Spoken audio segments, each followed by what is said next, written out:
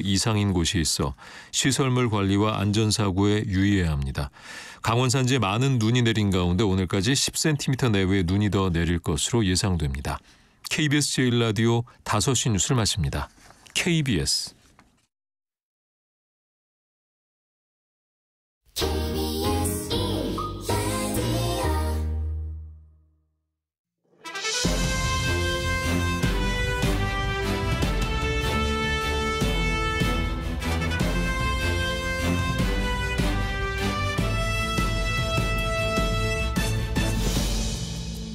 특집 KBS 1라디오 저녁.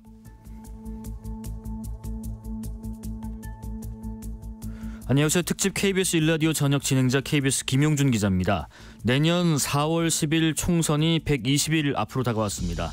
내년 총선에서는 일반 유권자도 어깨띠를 두르고 선거운동에 참여할 수 있어서 지난 총선하고 풍경이 좀 달라질 것 같은데요. 한편 오늘부터 예비후보 등록이 시작됐지만 아직까지 여야는 선거제 협상과 비례대표 선출 방식도 확정하지 못했습니다. 이 때문에 특히 정치 신인들이나 원외 예비 후보자들은 선거 지역을 정확하게 모른 채 현역 의원보다 불리한 상태로 선거운동에 나서야 하는 관행이 이번에도 되풀이됐습니다. 오늘은 이렇게 혼란한 정치권 상황, 최형두 국민의힘 의원, 신현영 더불어민주당 의원과 눈으로 살펴보고요. 이어서 장성철 공론센터 소장과 서영주 민주당 상근 부대변인과 함께 총선 전 여야 흐름 훑어봅니다. 첫 곡 듣겠습니다. 개문발차하네요. 정해진 것도 없이 총선은 출발을 했습니다. 실크소닉이 부릅니다. Leave the door open.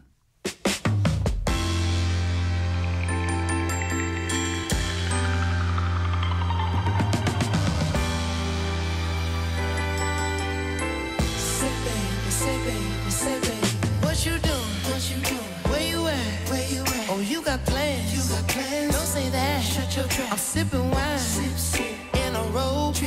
I look too good to be alone. My house clean, my pool warm. Just shake smooth like a newborn. We should be dancing, romancing in the east wing and the west wing of this mansion. What's happening? I ain't playing no games. Every word that I say is coming straight from the heart. So if you try.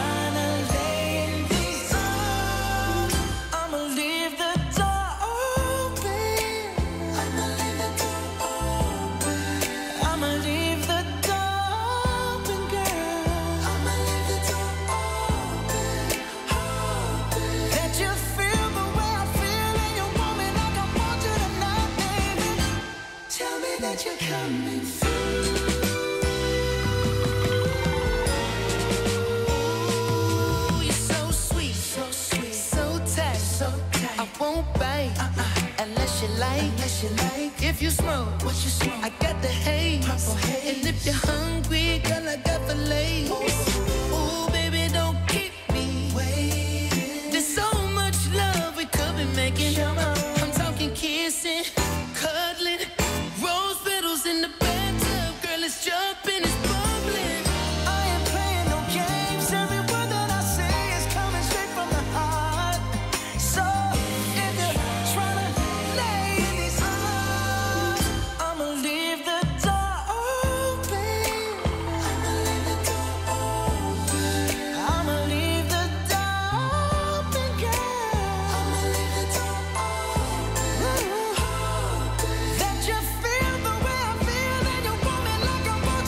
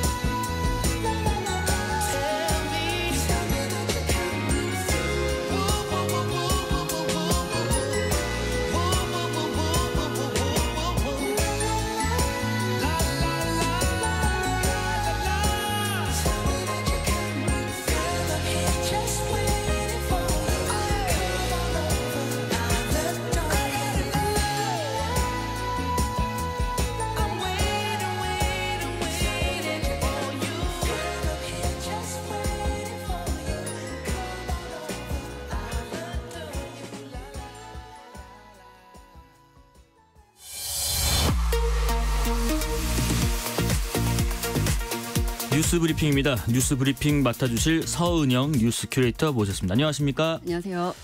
구글이 뭐 올해 검색어를 한번 통계를 내보니까 레시피 중에서는 비빔밥이 글로벌 1위를 차지했다고 하네요. 우리 참 네. 한식에 대한 전 세계인들의 관심이 많이 커진 것 같습니다. 아주 기분 좋은 소식인데 정치권 소식부터 한번 알아보겠습니다. 지금 여의도 정치권 뭐 내홍에 휩싸였다라고 이제 표현들을 하죠. 특히 뭐 여당 또 제3지대론 또 여러 가지 특검 이슈 뭐 이제 앞으로 예산은 어떻게 될 것인지 오늘부터 또 예비 후보 등록했는데 선거 구획은 어떻게 또 획정할 건지 비례대표는 어떻게 뽑을 건지 산적합니다. 네. 총선은 벌써 이제 넉 달 앞으로 다가왔는데요. 하여튼 오늘부터 예비 후보자 등록이 시작됐습니다. 네, 그렇습니다. 오늘 예비 후보자 등록을 시작으로 해서 제22대 총선을 향한 이 120일간의 레이스가 시작이 되는데요. 딱 120일. 예, 딱 120일 전에 예비 후보자 등록하게 되어 있습니다. 예. 예비 후보자가 되려는 사람은 오전 9시부터 오후 6시까지 관할 선관위에다가 이제 관련 서류 제출하고 기타금 300만 원만 납부하면 예비 후보자가 되실 수 있는데요. 뭐 공무원처럼 입후보 제한직에 있는 사람은 사직해야 예비 후보자 등록을 신청할 수 있고요. 네. 예비 후보자로 등록하지 않더라도 선거에 나가려면 내년 1월 11일까지는 그만둬야 합니다. 예비 후보자 등록 제도는 정치 신인들이 이제 현역 정치인들하고 공정하게 경쟁할 수 있게 좀 도움을 주기 위해서 좀 마련된 제도인데요. 공직 선거 기간은 사실 3월 말부터가 맞습니다. 그런데 이 예비 후보자들은 지금 등록을 하면 지금 당장 선거사무소도 설치할 수 있고요. 어깨띠 메고 뭐 지지자들 직접 만나면서 이렇게 저 좀 뽑아주세요. 이런 이야기 하고 다닐 수가 있거든요. 그래서 게다가 또 후원에 설립해서 1억 5천만 원까지 모금도 할 수 있습니다. 예, 아무래도 현역 그 프리미엄을 갖고 있는 분들 또 한번 해보셨던 분들은 또 얼굴이 알려졌는데 이분들은 임박해서 하면은 상당히 불리할 수밖에 없으니까 이제 예비 후보 등록하고 나서는 이제 어깨띠 두르고 이제 어떻게 유세도 할 수 있고 그럴까 봅니다. 오프닝 때 말씀드린 것처럼 아직 근데 국회의원 선거구 획정이 안 됐잖아요. 이거 어떻게 해야 돼요? 네, 맞습니다. 근데 뭐 역시나죠. 지금까지 사실 선거구 획정 일찌감치 좀 법정 시한에 맞춰서 한 적이 뭐 없지 않습니까? 사실. 그런데 실제로 이제 공직선거법에서는 선거일 1년 전에 선거구 획정하도록 규정하고 있거든요. 그러니까 이미 법정 시한이 7개월도 넘은 상황입니다. 근데 이달 초에 지금 선관위사나 선거구 획정위원회에서 제시한 안을 보면 지금 당장 뭐 지역구 조정되거나 경계 조정되는 곳도 이런 데 다 포함해 보면 한 20곳 정도 조정 대상이 되거든요. 그런데 이 안에 대해서 이제 더불어민주당은 국민의힘 의견만 반영된 안건이다. 그래서 이 편파적인 안이다 이렇게 거부하고 있고요. 국민의힘도 딱히 지금 협상에 속도를 내고 있는 상황은 아닙니다.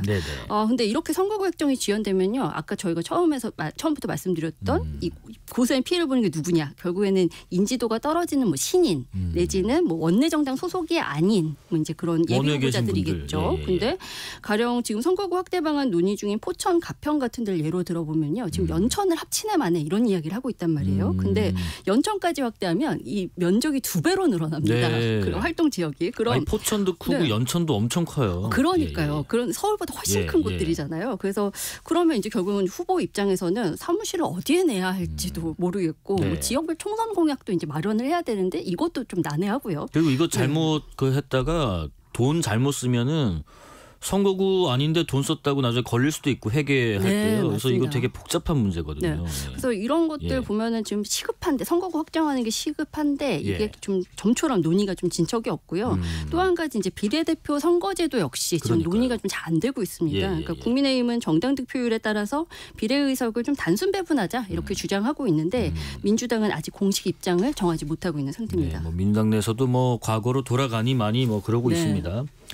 어제 또 국민의힘 혁신위 활동이 공식적으로 종료가 됐는데 뭐 오늘 선언은 공식적으로 하긴 했지만은 어제 밤 늦게 SNS 통해서 암시한 의원이 있습니다.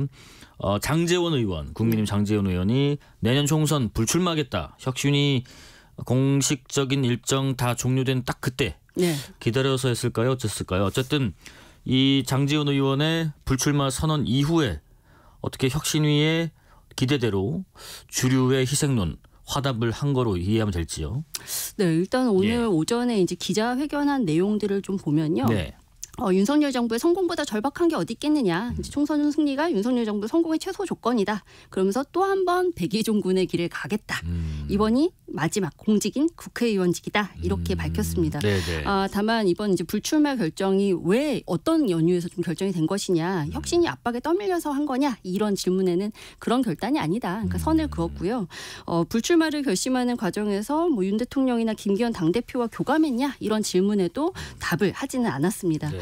뭐 작년 이런 결심한데 뭐 여러 가지 배경이 있을 수 있겠죠. 일단 혁신위가 거듭해서 주류 희생을 주장했던 것도 있지만 뭐 그 당시에 이미 뭐 결심을 했었어도 이렇게 떠밀려서 하는 모양새를 취하고 싶지는 않았을 수 있겠고요. 그리고 또 최근 윤석열 대통령과 여당 지지율이 좀 동반 하락하고 있잖아요. 그렇죠. 그래서 이런 것들도 아마 부담 요인이었을 것이다. 또 김기현 대표 거취 문제 두고 좀 당내 갈등이 지금 빚어지고 있는데 이런 것도 영향을 받았을 것으로 보입니다. 예, 뭐 어쨌든 장제원 의원의 불출마 선언 이후에 어떤 영향이 당내에 미쳐질지 또 지지율에 어떤 영향이 있을지 그런 것들은 뒤 이어지는 코너에서 또 자세하게 분석을 한번 해보고요.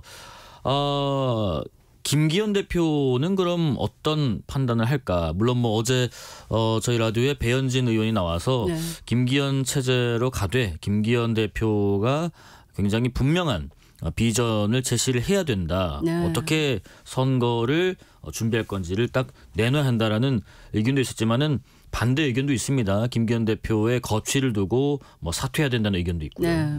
김기현 대표 입장은 어떤가요? 당내에서도 좀 의견이 분분한데 지금 현재 김기현 대표가 잠행 중입니다. 그래요? 그러니까 지금 드문불출하는 상황인데 원래 오늘 오후에 구룡마을 연탄 나눔 봉사활동이 있었어요. 그 자주 연말에 많이 하는 행사죠. 근데 어제 급작스럽게 좀 취소를 했고요.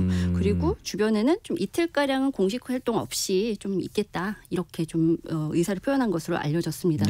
당 안팎에서는 김 대표가 거취 문제 관련해서 좀 막판 고심에 들어갔다. 뭐 결단이 임박했다. 뭐 이런 관측이 나오는데요. 얼마 전까지만 해도 이제 다음 주에 공천관리위원회 출범하고 난 뒤에 혹은 뭐 내년 1월 중하순 정도에 거취 관련해서 뭐 좀 결단하지 않겠냐 이런 관측이 좀 주로 나왔었거든요. 근데 혁신이 조기 종료 결정 이후에 워낙에 좀 김 대표를 향한 이제 비난의 화살들이 막 쏟아지다 보니까 다음 주에 결단해도 늦다. 뭐 이런 의견들이 좀 나온 것으로 보입니다.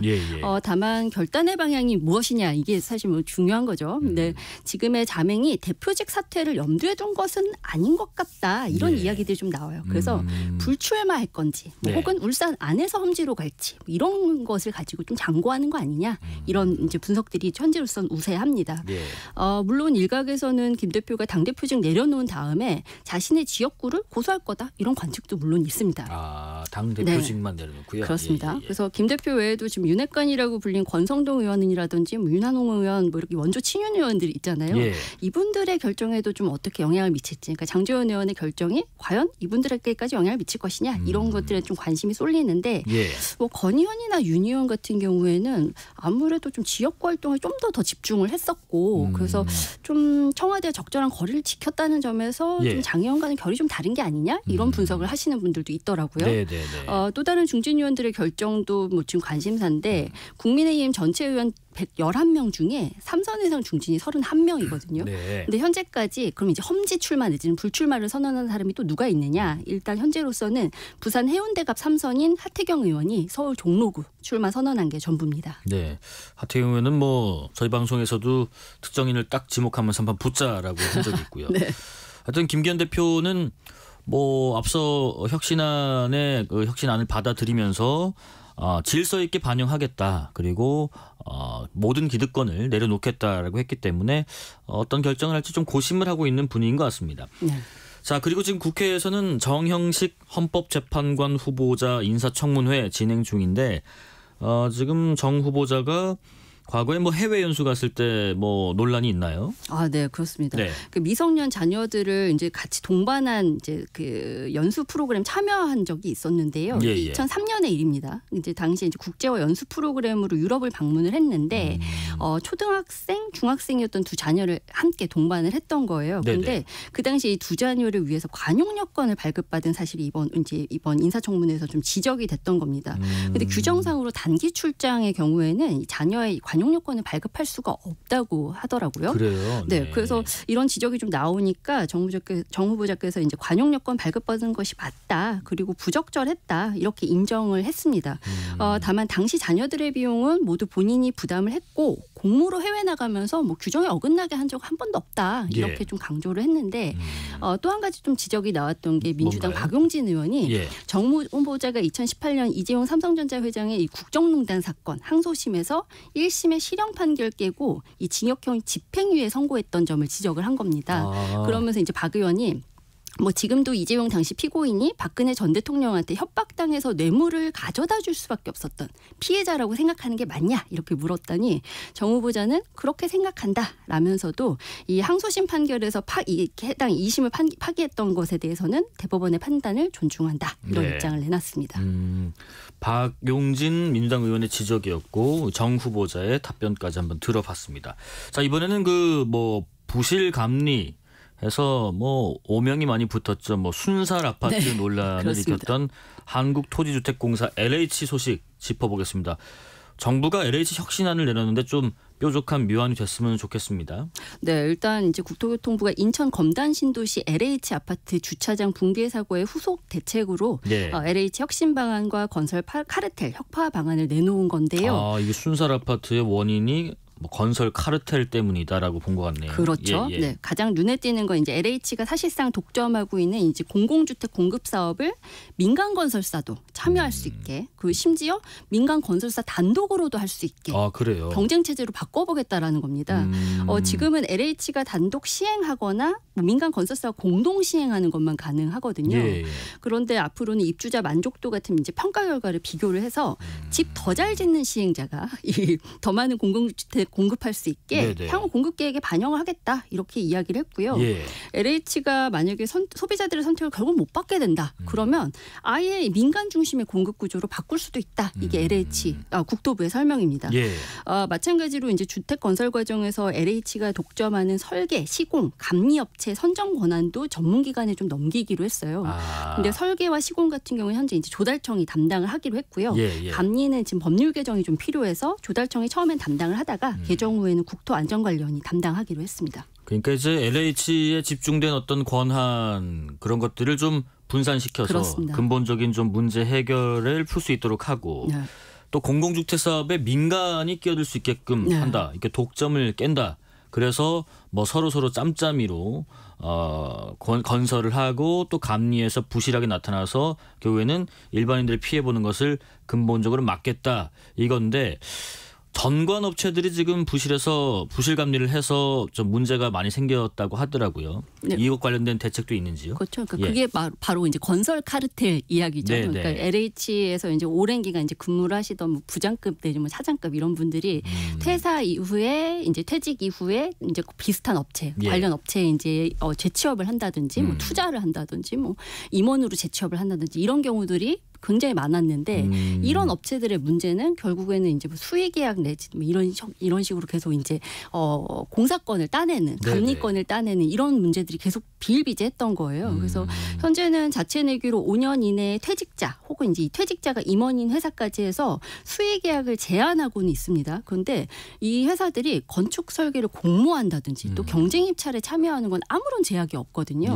그러다 보니까 이제 이런 문제들이 좀 빚어졌던 것이고요. 그래서 앞으로는 2급, 뭐 부장급 이상이라고 하는데 2급 이상으로 퇴직한 정관이 퇴직한 지 3년 이내에 재취업한 업체다. 내지는 이분들이 투자한 회사다. 그러면 입찰에 참여할 수가 없게 됩니다. 그리고 취업 심사도 있거든요. 원래 LH 퇴직자가 재취업할 때 취업 심사를 받아서 이제 취업을 하는 게 적합한지 이것들을 좀 따지는데 현재는 2급 이상이지만 앞으로는 3급 이상까지 확대하겠다. 그러니까 차장급 이상까지 보겠다라는 겁니다. 재취업할 때 적용되는 취업 심사까지 좀 강화하겠다라는 소식까지 들어봤고요. 그리고 오늘 뭐 사회에 관련된 뉴스 중에는 마약, 그 연예계 지금 마약 논란이 상당합니다.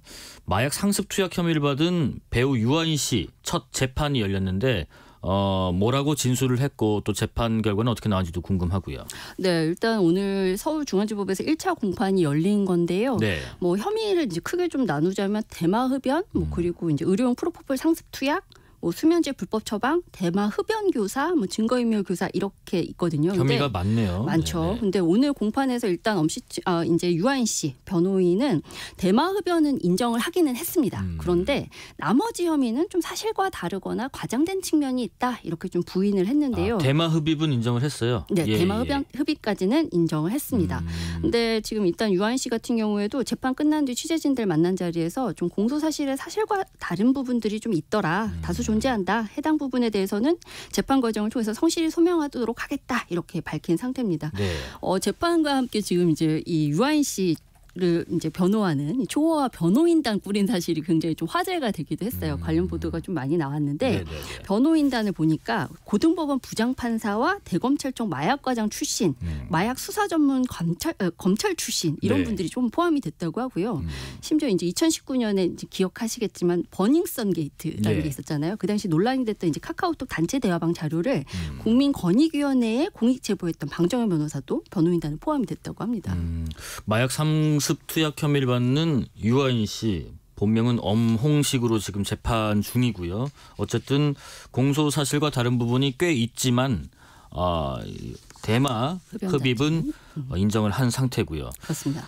앞으로 이 초호화 변호인단을 꾸렸다고 하는데 뭐 변호인을 꾸리는 거는 자유니까요. 네. 하지만 이 어떤 영화에 이분이 출연했을 때 기시감도 듭니다.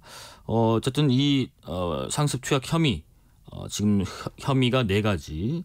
하지만 공소사실과 다른 부분이 있다 하니까 앞으로 어떻게 소명이 이어지고 계속 후속 재판이 이어질지 좀 지켜보겠습니다. 요즘에 그 극장가에서 12.12 사태, 12.12 반란을 다룬 서울의 봄이라는 영화 지금 현재 보니까 700만 관객을 동원했다고 흥행 가도를 달리고 있는데 뭐 저도 직전에 국방부 출입을 했었지만은 국방부 출입 기자들도 이에 대한 입장을 밝혀주면 좋겠다고 할 만큼 관심이 높네요. 네, 맞습니다. 그래서 안 그래도 이제 오늘 또 12월 12일이잖아요. 네, 그러네요. 그래서 네. 이제 이 12.12 뭐 군사 반란을 다룬 영화도 뭐 지금 거의 1,000만 관객까지 순항할 거다 뭐 이런 이야기 나올 정도 좀 관심이 쏠리고 있다 보니까 네. 기자들이 이제 국방부에다 좀 어떻게 생각하냐, 좀 입장 좀 밝혀달라 이렇게 좀 이야기를 했던 모양입니다. 네, 네, 그래서 국방부에서 이제 어떤 입장 내놨냐면 12.12 사태를 군사 반란으로 규정한 대법원 판결을 존중하고 과거와 같은 군사 반란은 절대 있어서도 안 되고 있을 수도 없다 이런 입장을 밝힌 겁니다. 예. 국방부가 언급한 대법원 판결은 1997년 전두환 등 반란 관련자들이 병력을 동원해서 군의 지휘권에 반항한 당시의 사건이 반란에 해당한다 이렇게 규정했던 판결인데요.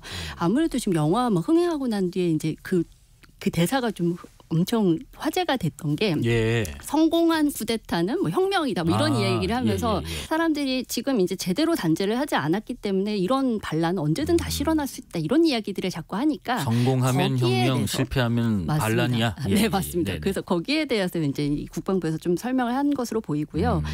영화 흥행과 함께 지금 당시 반란군에 좀 저항하거나 진압하다가 순직한 뭐 고 김호령 중장 또 정선혁 병장, 중령, 정선혁 병장 이렇게 사후 처리 방식이 좀 논란이 되고 있는데 김호령 중령의 경우에는 2013년 국회에서 무공훈장 추서와 육사 추모비 건립안이 압도적인 찬성으로 좀 통과가 됐었는데 당시 국방부가 이 추모비 건립에 반대하면서 무산이 됐었거든요.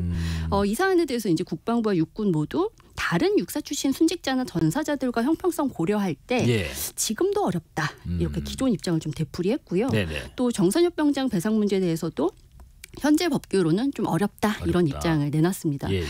지금 경남 합천에 이래공원이라는 곳이 있어요. 근데 이 이래 뭔지 아시죠? 이 전두환 전 대통령의 호를 따서 지은 이름이잖아요. 근데 이 공원이 처음에는 이 이름이 아니었습니다. 그러니까 2004년에는 원래 새천년 생명의 숲이라는 이름으로 이제 문을 열었다가 2007년에 이제 전두환 대통령의 이 고향이 합천이니까 이 공원 이름 이래로 한번 바꿔보자 이렇게 바뀌었던 것이거든요. 근데 그 외에 이제 명칭 변경 당시부터 시민단체들에서 좀 부적절하다 뭐 이런 지적들이 좀 계속해서 좀 문제 제기가 있었는데 최근 영화 흥행이 좀 또 되면서 이렇게 명칭을 좀 바꿔야 되는 거 아니냐 이런 여론이 지금 들끓고 있는 상황이라고 합니다. 다시 한번 이 얘기가 또 올라오고 있나 봅니다. 영화 흥행에 따른 그 여파까지 한번 들어봤습니다. 뉴스브리핑 서은영 뉴스 큐레이터였습니다. 고맙습니다. 감사합니다. 실시간 교통정보 알아보겠습니다. 교통정보센터 공인혜 씨 나와주세요. 네, 이 시각 퇴근길 교통정보입니다. 한강을 따라 간선도로가 붉게 분주합니다. 올림픽대로와 강변북로 모두 강서쪽으로 이동하는 차가 많은데요. 강변북로 일산 쪽은 잠실대교부터 가양대교 쪽으로 정체되고 올림픽대로 공항 방향도 잠실대교부터 여의 하류까지 1시간가량 정체가 이어지는데 이 사이 성수대교 부근 1, 2차로에서 사고가 나 어려움을 더합니다. 또 한강 교량인 청담대교는 남단 쪽 1차로에서 사고가 나 혼잡한데요. 구리 쪽 강변북로 성산대교를 앞두고 정체되다 이 청담대교 사고의 영향으로 한강대교부터 청담대교 쪽 이동에만 30분이 넘게 걸립니다. 서부간선 지하도로 일찍 방향도 금천을 앞둔 1차로에서 사고 처리 중이고요. 이어지는 서해안고속도로는 서울 쪽 정체가 더 길어서 발안에서 8탄, 매송에서 용담터널 사이로 막혀 있고 이 매송 4차로에는 고장난 화물차가 서 있어서 잘 살펴 지나셔야겠습니다. 서울 양양고속도로는 서울 방향으로 설악에서 서종 사이로 사고로 인한 정체가 남아 있습니다. KBS 교통정보센터였습니다.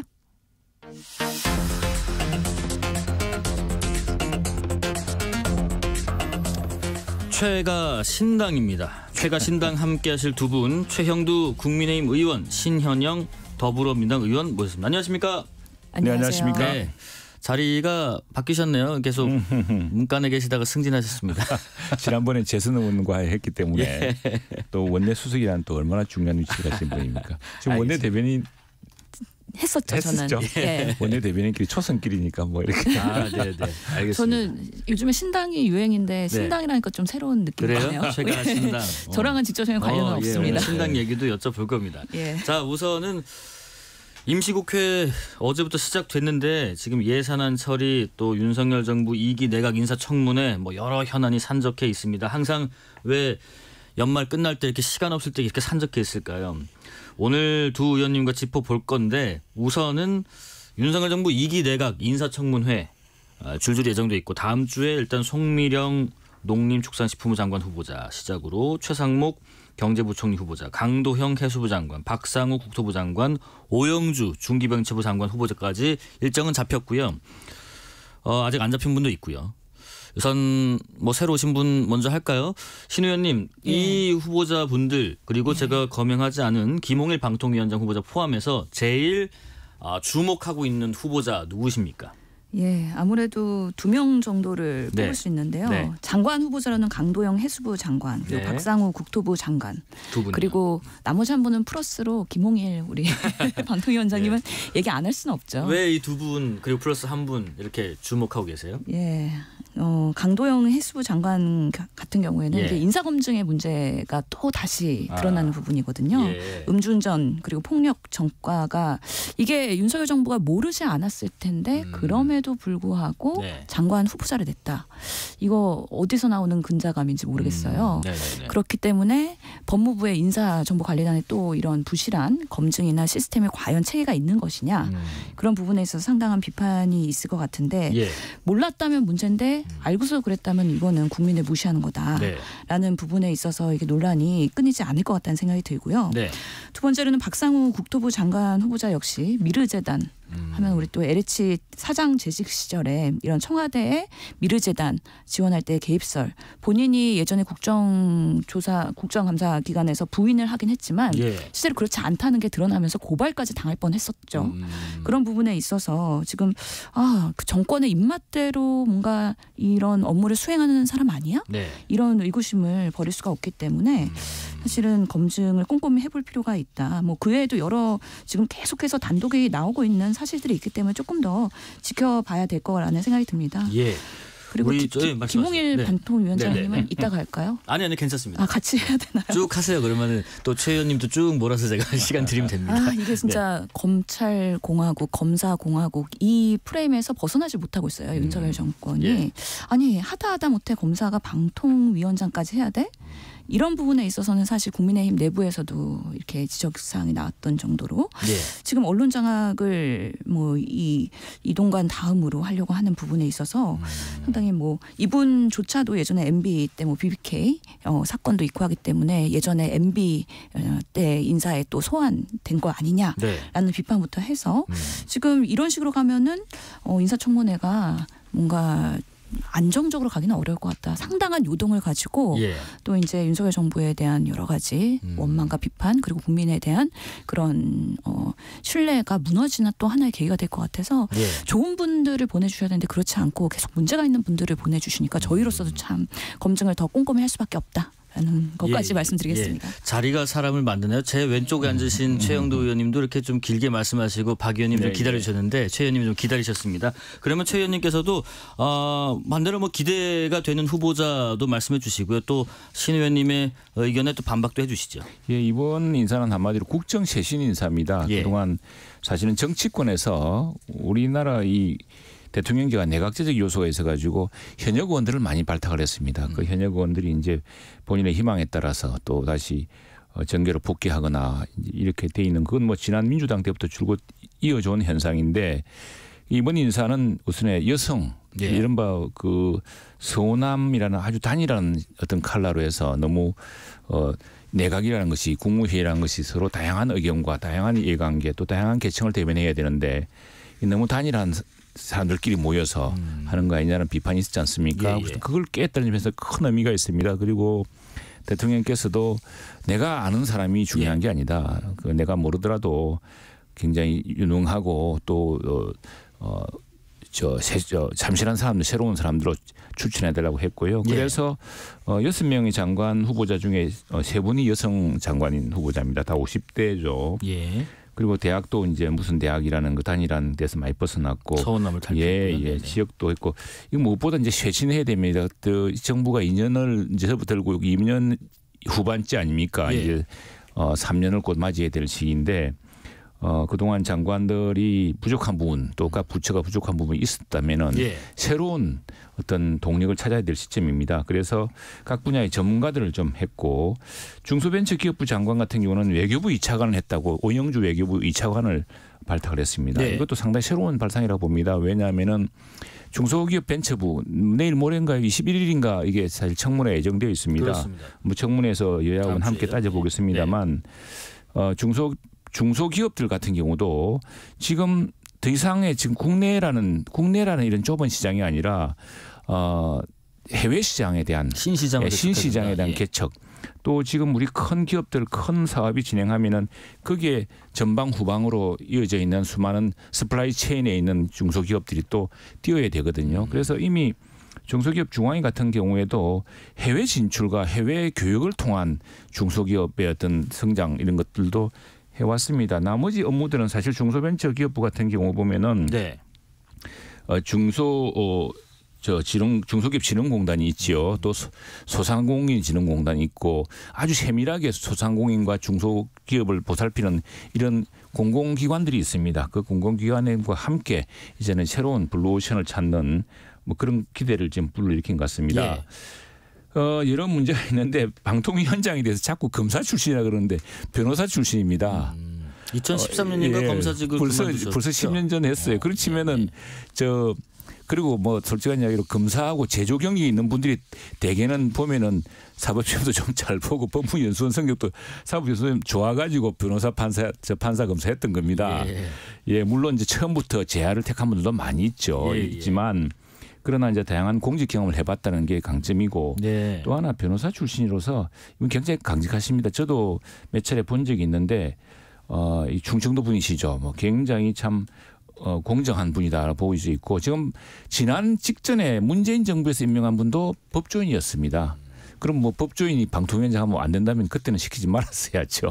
앞뒤가 맞지 않고 지금 우리 방송이 많은 편향성 시비, 공정성 시비했기 때문에 방송도 어떤 좀 공정성을 위한 엄정한 여기도 어떤 법의 지배랄까, 법의 원칙이랄까 이런 것들이 좀 지켜졌으면 좋겠고요. 그런 의미에서 오히려 어느 방송사에 무슨 연구가 있는 것도 아니고 그래서 편파성 또 누구의 사적 이해관계를 대변한다 또는 어느 언론사의 이해를 대변한다는 그런 시비에서 자유로운 분입니다. 방통위는 이번에 이제 또 그리고 몇 가지 우리 신 의원도 말씀하셨습니다만 새롭게 제기된 의혹이 있는데 이건 이제 여야가 함께 청문회에서 낱낱이 밝혀서 네. 소명을 못하면은 그 후보자가 책임지게 되겠죠. 네, 이게 저 대화가 왔다 갔다 해야 되는데 길게 시작하셔서 길게 마무리가 됐고요. 예, 한 말씀만 드리겠습니다. 그래서 김홍일 사실 위원장 후보는 그래서 검사 당시에 윤석열 대통령의 그런 직속 상관 관계였기 때문에 이게 네. 또 윤핵관의 그런 아이고 무슨 프레임에 걸릴 수가 있고요.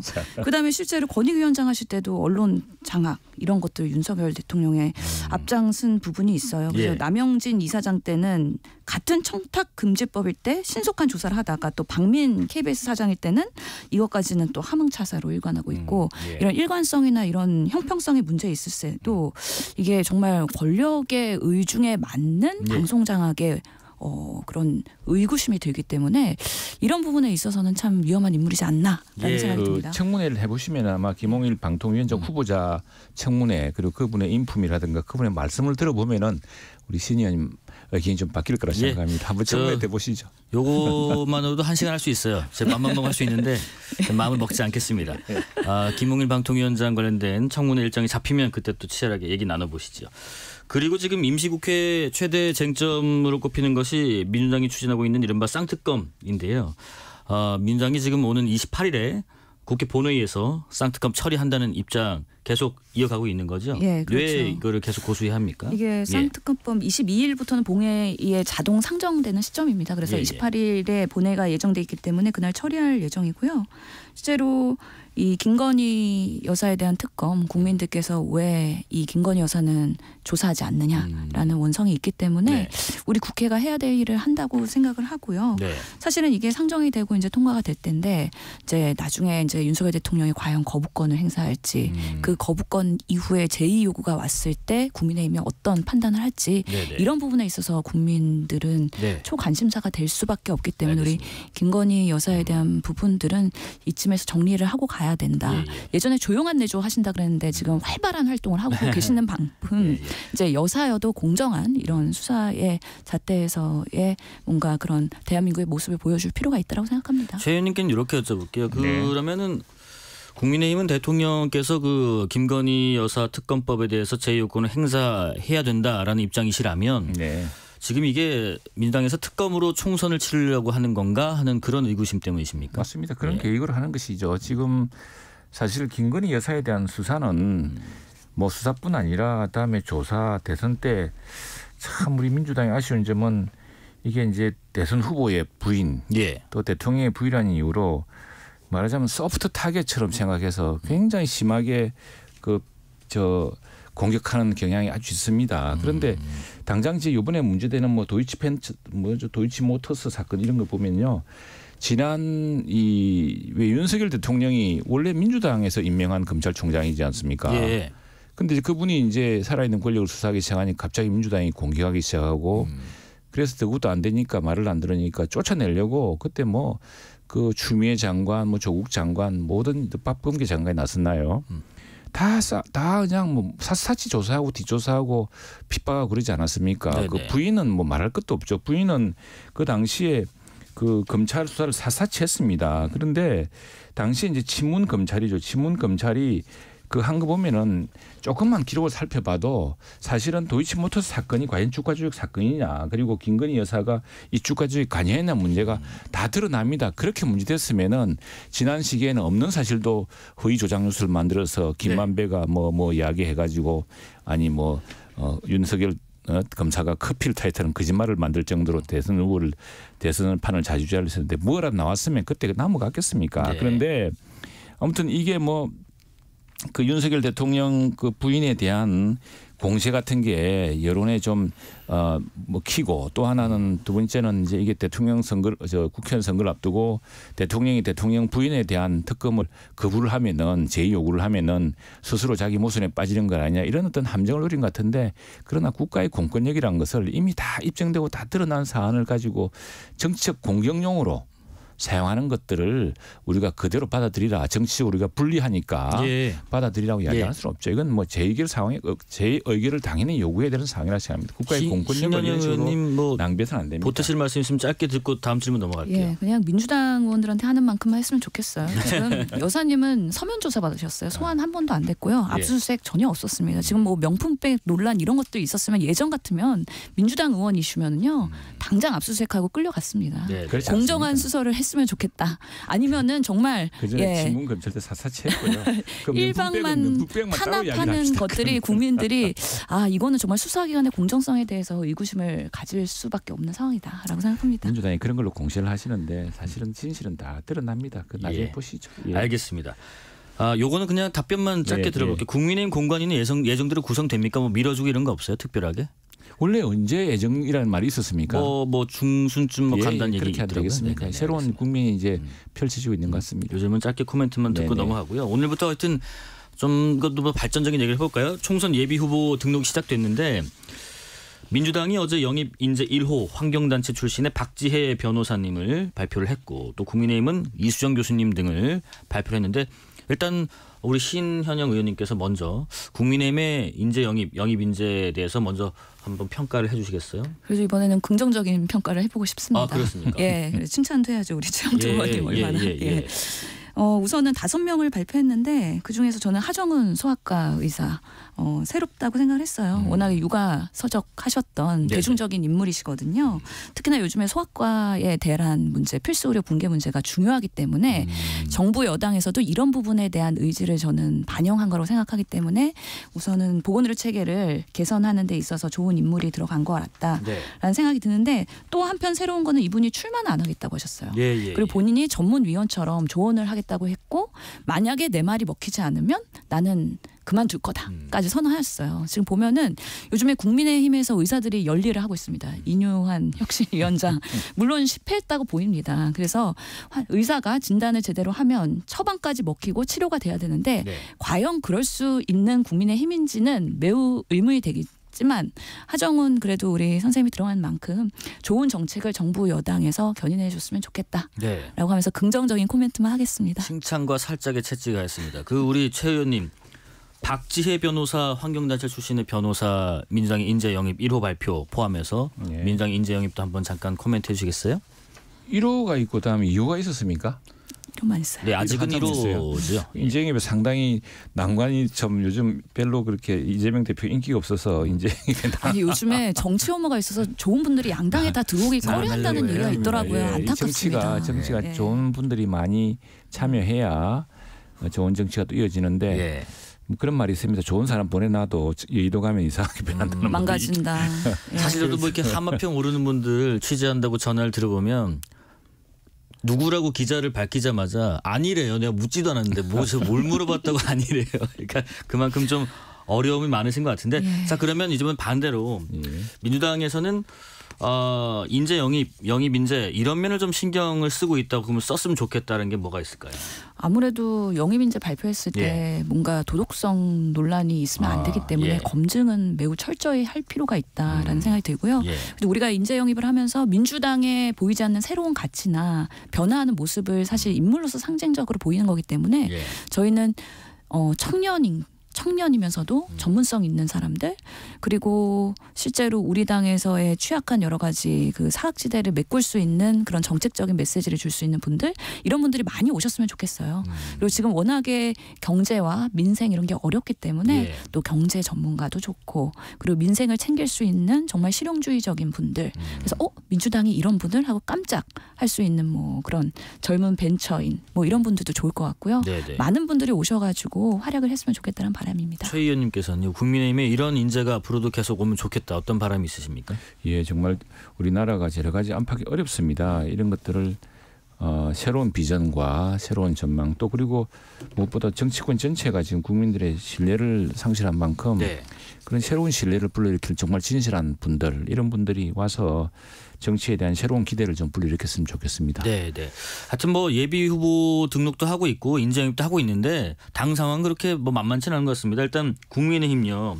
어제 저희 자리에 여기 배현진 의원도 나오셔서 한번 잠깐 쓴소리를 하셨는데 지금 보니까 일부 의원분들은 김기현 대표의 뭐 책임론 내지는 뭐 사퇴론 얘기를 하고 있고 거취 표명을 해라. 반대로 일부 의원들은 지금 그럴 때냐 힘을 모아야 된다. 단결해야 된다. 그리고 김기현 대표는 비전을 명확하게 제시해라 이러고 있습니다. 최 의원님께서 지금 새로운 국면이 펼쳐지고 있습니다. 이게 사실은 원래 국회의원 총선 앞두고 2달 전쯤에 네. 그러니까 당 대표나 또 비대위원장이든 이런 분들이 거취 표명이 있고 새로운 국면에 넘어가는 거였는데 이번에 강서구청 선거 이후에 혁신위가 구성되고 혁신위 스케줄이 또 생각보다 빨리 종료되면서 당 대표의 거취 표명 이런 것에 대한 요구가 시기가 갑자기 빨라졌던 겁니다. 그런데 그 빨라진 시기에 이제 새로운 또 그 상황들이 전개되고 있죠. 당장 장제연 위원장 국회 과학정보통신위원장이시죠. 위원장이고 지금 사실은 뭐 인유한 혁신위가 제시했던 그 어떤 책임지는 모습, 희생하는 모습을 보여줬습니다. 네. 문득 그런 생각이 나더라고요. 참 이게 옛날 말씀에 스스로 높이려는 자는 낮춰질 것이요. 스스로 낮추는 자는 높아질 것이라고 했는데 참 큰 그 결단이 우리 당의 큰 신선한 바람과 큰 새로운 희망을 불러일으킨 것 같습니다. 아울러 지금 복귀하신지 모르겠는데 오전부터 지금 아마 우리 김기현 대표도 큰 숙고에 들어간 것 같고요.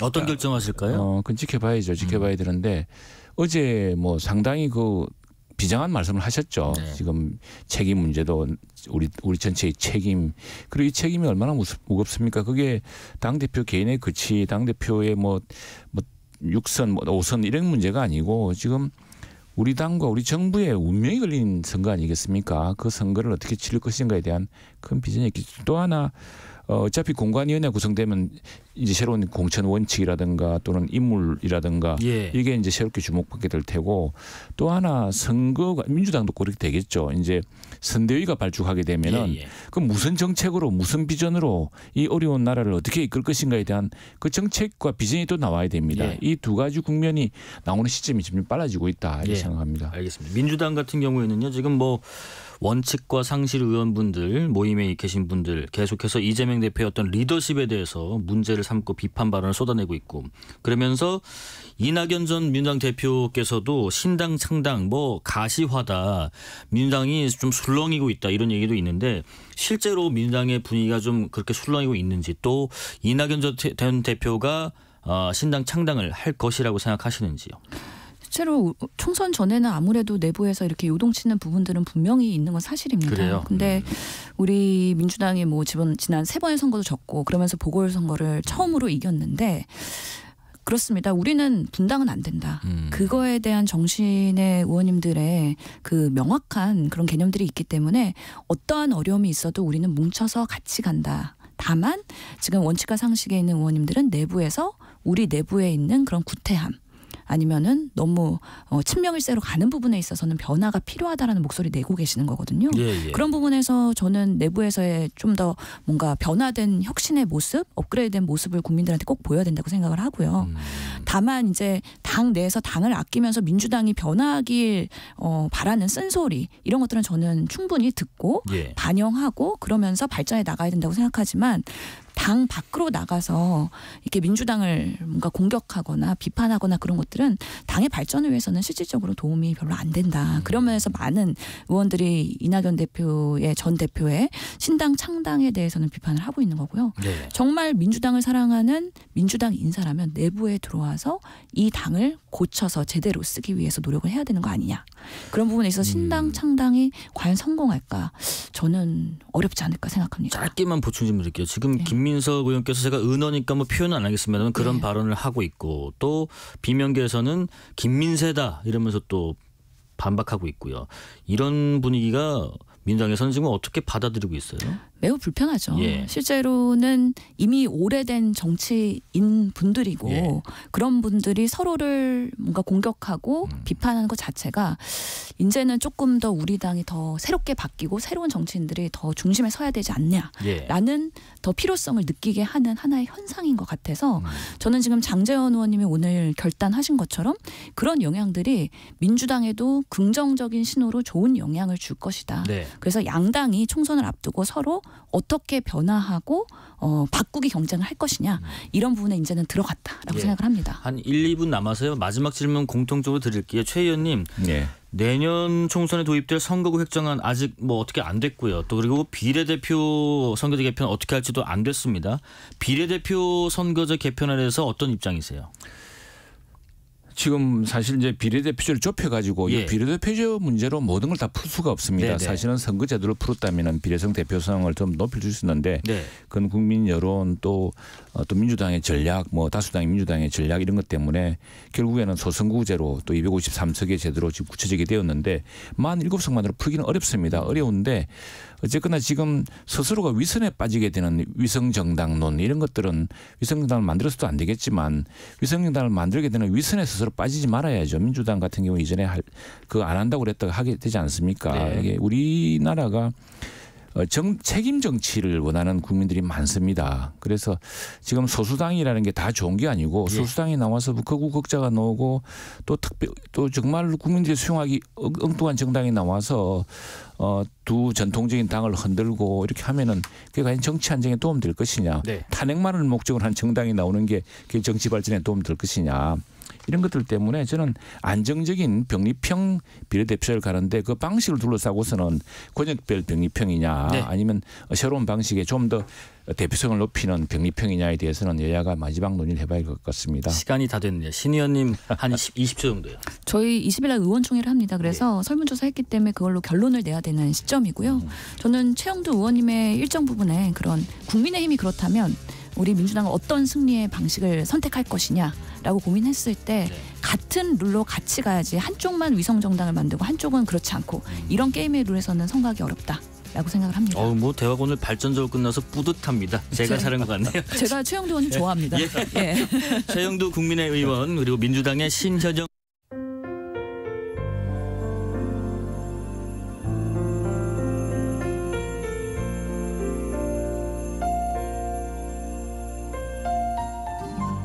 KBS 라디오 연중기획 희망충전 대한민국 564번째 이야기.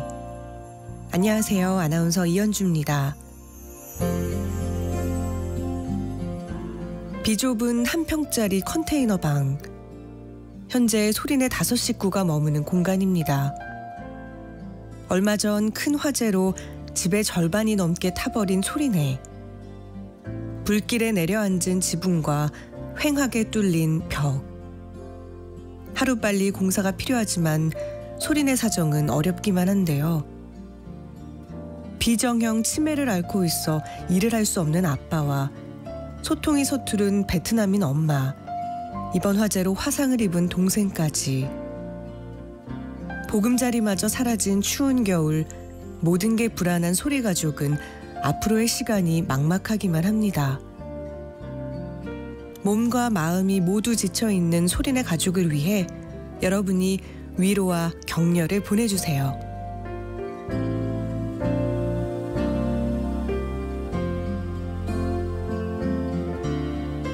여러분의 따뜻한 손길이 희망의 빛이 됩니다.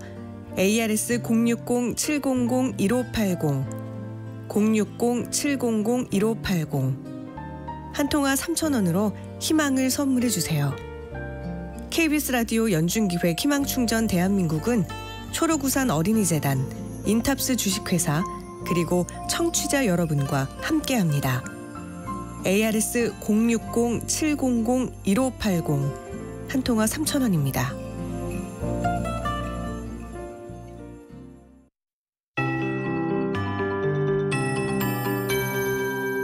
KBS 58분 날씨. 강원 향로봉에 무려 70cm의 눈이 쌓였습니다. 저녁까지 강원 영동과 제주도에 비가, 산지에는 눈이 좀 더 오겠고요. 일부 전라권과 경북 동해안에 빗방울이 떨어지겠습니다. 강풍주의보가 내려진 경북 동해안과 제주도 서부는 오늘까지 바람이 매우 강하게 불겠습니다. 경기 동부와 강원 내륙 산지의 경우 빙판길이 많아 주의하셔야겠고요. 또 대기가 습하기 때문에 밤사이 충청과 남부 내륙에는 안개가 짙게 끼는 곳이 있겠습니다. 내일은 아침 공기가 많이 차가워집니다. 서울과 대전 2도, 대구 3도, 광주, 부산 7도, 파주와 철원은 영하 3도 등 중부 내륙은 영하권으로 떨어질 수 있고요. 낮 기온은 서울과 강릉 12도, 대전 14도, 광주 15도, 부산 16도 안팎으로 오늘보다 높겠습니다. 당분간 동해안에 높은 너울이 밀려올 수 있고요. 서해 남부 먼바다와 그 밖의 대부분 해상에는 풍랑주의보가 내려진 가운데 남해 동부 해상과 제주도, 동해 전 해상은 내일까지 물결이 최대 4m로 매우 높게 일겠습니다. 모레부터 또 한 차례 전국에 비 소식이 있는데요. 이후 주말부터 다시 강추위가 찾아오면서 일요일엔 서울의 아침 기온 영하 10도까지 곤두박질하겠습니다. 지금 서울의 기온은 6.8도입니다. 박대호입니다.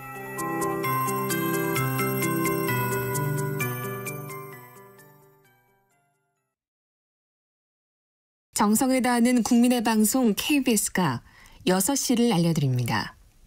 AM 711kHz, FM 97.3MHz, KBS 1라디오입니다. HLKA.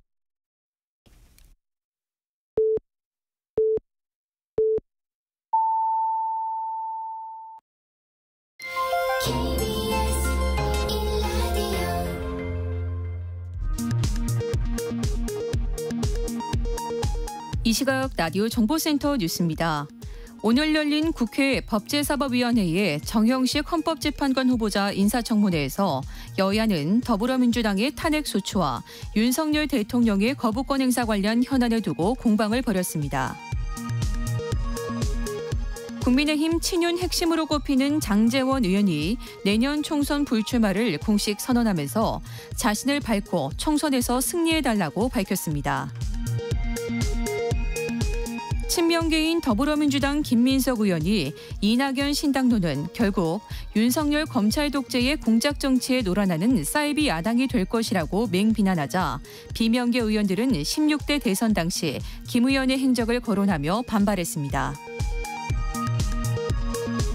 지난 7월 집중호우 실종자를 수색하다 순직한 해병대 채모상병의 지휘관인 임성근 전 해병대 1사단장을 피해자로 입건했다고 경북지방경찰청이 밝혔습니다.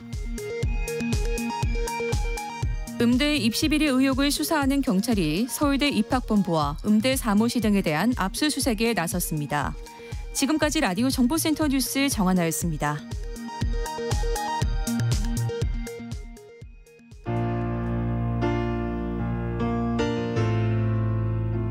아델의 Make You Feel My Love 노래 듣고 이어가겠습니다.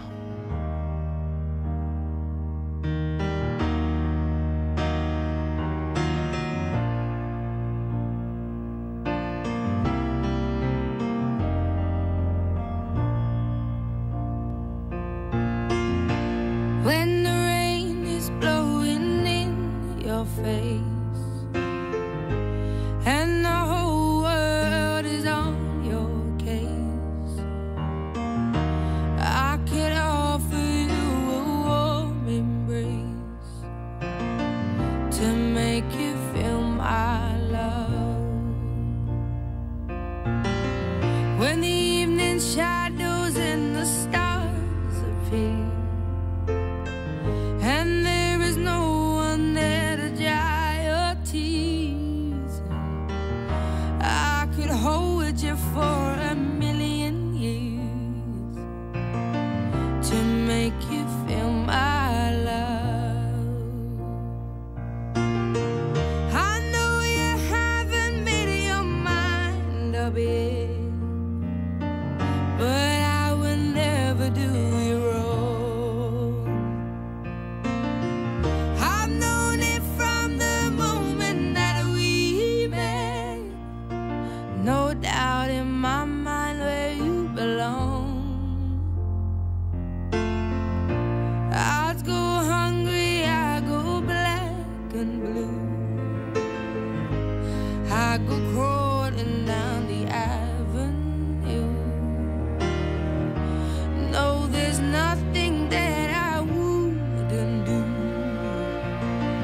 to make you feel my love.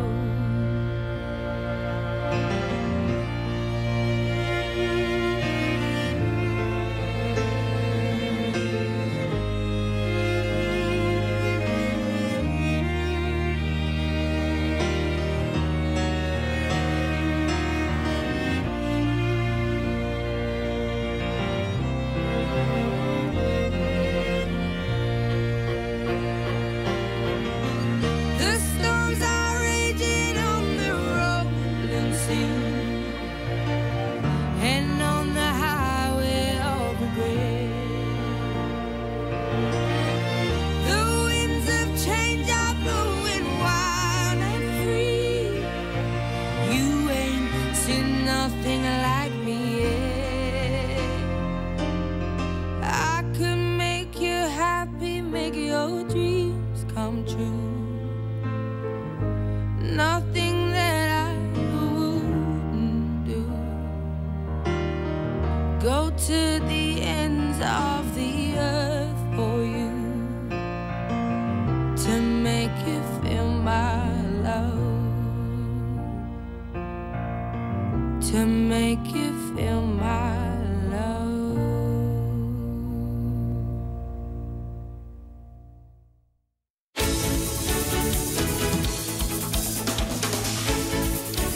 중대재해처벌법 제정에 기기가 된 고 김용균 씨 사건 관련해서 대법원이 원청업체 대표에게 책임을 물을 수 없다는 무죄 확정 판결을 최근에 내렸습니다.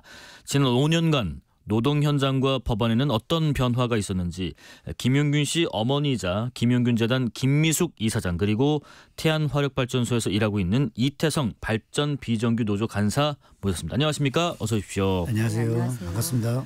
제가 뭐 이런 처음 초청하는 분들 또 패널 오신 분들 인사를 할 때 뭐 의례적으로 우리가 안녕하십니까? 근데 좀 두 분께는 이 인사가 좀 적절치는 않았던 것 같지만 그래도 안부로 여쭤봤습니다.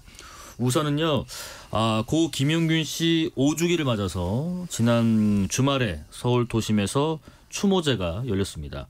어머니도 참석하셨죠? 제가 호칭을 어머니로 하겠습니다. 네. 어떤 외침들이 주로 있었나요? 용균이 재판 관련해서 서부발전이 사람을 죽였는데 어떻게 무죄일 수가 있냐 이런 이야기 많이 나온 것 같습니다. 네네. 또 뭐 그 중에서 기억나는 뭐 어떤 뭐 건네진 이야기나 뭐 피켓이나 문구나 그런 것들도 기억에 남는 게 또 있으세요? 그런 말씀 외에도 현장에서 아니면 뭐 지나가시는 참석하시는 분들이 이렇게 뭐 건넨 말이랄지요? 많이 힘들죠 하는 그런 이야기 많이 들었습니다. 네네네. 우리 이태성 간사님께서도 같이 참석을 하셨나요? 네, 참석했습니다. 현장에서 어떤 분위기를 좀 느끼셨습니까?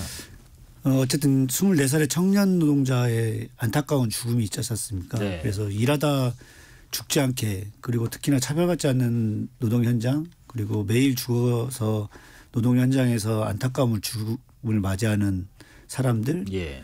그리고 12구 이태원 참사 유족들도 같이 오셨기 때문에 시민 참사에 대한 것들을 많이 이야기하시면서 안타까운 마음을 전해주시기도 했지만 네네. 위로의 따뜻한 말씀도 많이 주셨습니다. 그러셨군요. 조금만 마이크 쪽으로 가까이 오셔도 될 것 같습니다. 또 지난주에 그 대법원 판결이 앞서 말씀드린 것처럼 있었습니다.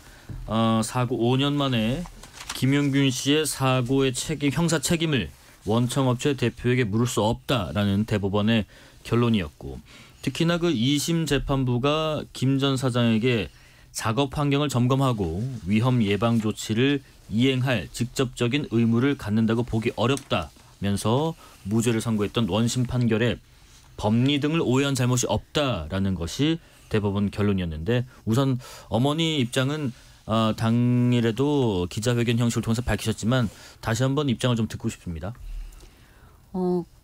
특조위를 통해서 제대로 다 밝혔는데도 불구하고 이게 네. 특조위가 나라가 이렇게 만들어서 이렇게 특조위를 해갖고 제대로 밝혔는데도 불구하고 네. 법정에서는 제대로 이것을 논의조차 하지 않고 들여다보지 않은 상태에서 판결이 났다라고밖에 볼 수 없기 때문에 저는 이 판단을 잘못된 판단이라고 보고 있습니다. 예. 그러면은 뭐 원청업체 대표까지도 책임을 물었어야 했다라는 입장이신가요? 소급 적용되진 않겠지만 예. 워낙 그때 공분도 크고 그래서 어느 정도는 효과가 있을 거라고 생각했는데 전혀 그렇지 않았다는 거. 오히려 이전에 그 재판들 사건들 봤을 때는 이거보다 구역గిం군 같은 경우 더 세게 처벌을 했잖아요. 예. 근데 구산업법 또 그렇게 적용하는데 왜 용균이 사건만은 그렇게 하지 않았는지 이해할 수 없는 거죠.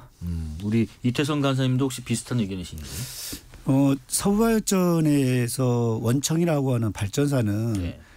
소위 말하는 신입사원 때부터 오랫동안 그 자리에 올려가려고 하면 본부장까지 올려가면 보통 한 20년의 시간이 걸리거든요. 예.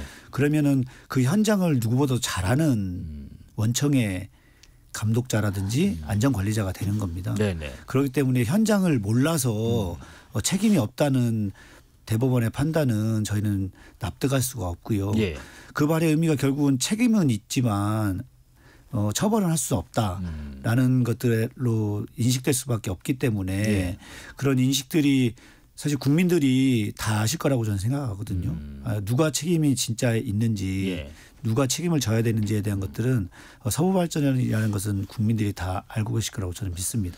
근데 당시 대법원 판결 중에서는 또 이제 원청업체 대표에 대해서는 뭐 무죄를 선고를 했지만은 그 외에 일부 임직원들, 임원들에 대해서는 일부 유죄를 내리지 않았습니까? 네네. 그 부분은 또 어떻게 생각하세요?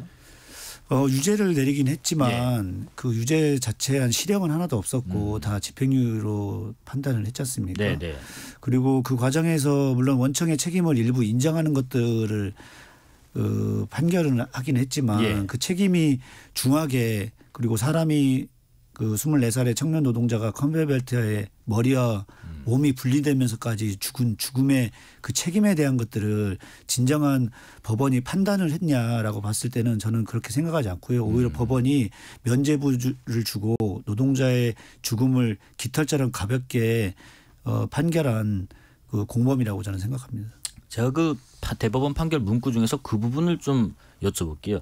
이런 문구가 있어요. 그 김 씨 사망의 원인이 된 석탄 취급 설비와 위탁 용역 관리 관련 업무는 태안발전본부의 기술지원처가 담당하기 때문에 직접적이고 구체적인 주의 의무를 인정할 수 없다는 이유다. 혹시 여기에 대해서 어머니께서 보태실 말씀이 있으신가요? 원래 그 서부발전 용균이가 하청에서 일했잖아요. 예. 근데 원청에서 다 작업 지시를 구체적으로 하고 있고 월급도 거기서 주는데 어떻게 모든 권한은 이렇게 강하게 있으면서 책임에는 하나도 안 지겠다는 건지 전 납득할 수가 없습니다. 일부 좀 이 내용을 잘 모르시는 청취자분들께서는 아니 A라는 사람에서 하고 났다고 무조건 거기 제일 높은 사람이 책임져야 되는 게 맞는 거야? 라는 생각을 하시는 분도 계실 수 있어요. 거기에 대해서 혹시 코멘트를 하신다면요? 원래 그 원청이라는 그 거기서 해야 될 일은 여기서 안전 예산을 짜고 예. 그리고 인력을 늘릴 수 있는 권한을 가진 사람이잖아요. 근데 이 사람이 제대로 안 하면 밑에 사람들 아무도 하려고 해도 이런 건 할 수 없는 거잖아요. 네네. 그렇기 때문에 원청 사장이 책임져야 된다는 거죠. 이 간사님께서는? 발전소의 모든 시설과 운영의 권한은 예. 발전사에게 있습니다. 그렇기 때문에 그 하청업체가 그 업무라든지 그 일을 할 수 있는 공간에 예. 다른 방식의 변형을 전혀 줄 수가 없거든요. 그렇기 때문에 모두 원청의 지시를 받고 저희가 일부 그렇게 되면 이제 원청이 어떤 방식으로 지시를 하냐고 또 물어볼 수 있으시잖아요. 예, 예. 그 일상적으로 저희 카톡을 보낸다든지 문자 메시지, 유선 통보를 통해서 업무 절차를 절차서대로 이행하지 못할 수 있는 방식으로 업무 지시까지 하거든요. 예. 그런 거기 때문에 사실상 원청이 모든 책임을 지시를 하는 형태로 업무를 하기 때문에 원청이 강한 책임을 저는 물어야 된다고 생각합니다. 판결 얘기 이후의 내용도 좀 여쭤볼게요. 김용균 씨의 사고 이후에 지금 중대재해처벌법이나 산업안전보건법 전부 개정안 만들어졌는데 지난 5년 동안에 노동 현장에서 혹시 안전에 대한 체감은 어떻게 좀 분석해 계신지, 예를 들면 뭐 또 사업주나 안전관리관들이 좀 더 경각심을 갖고 일을 하고 있는 것 같이 느껴지시는지요? 어머니께서?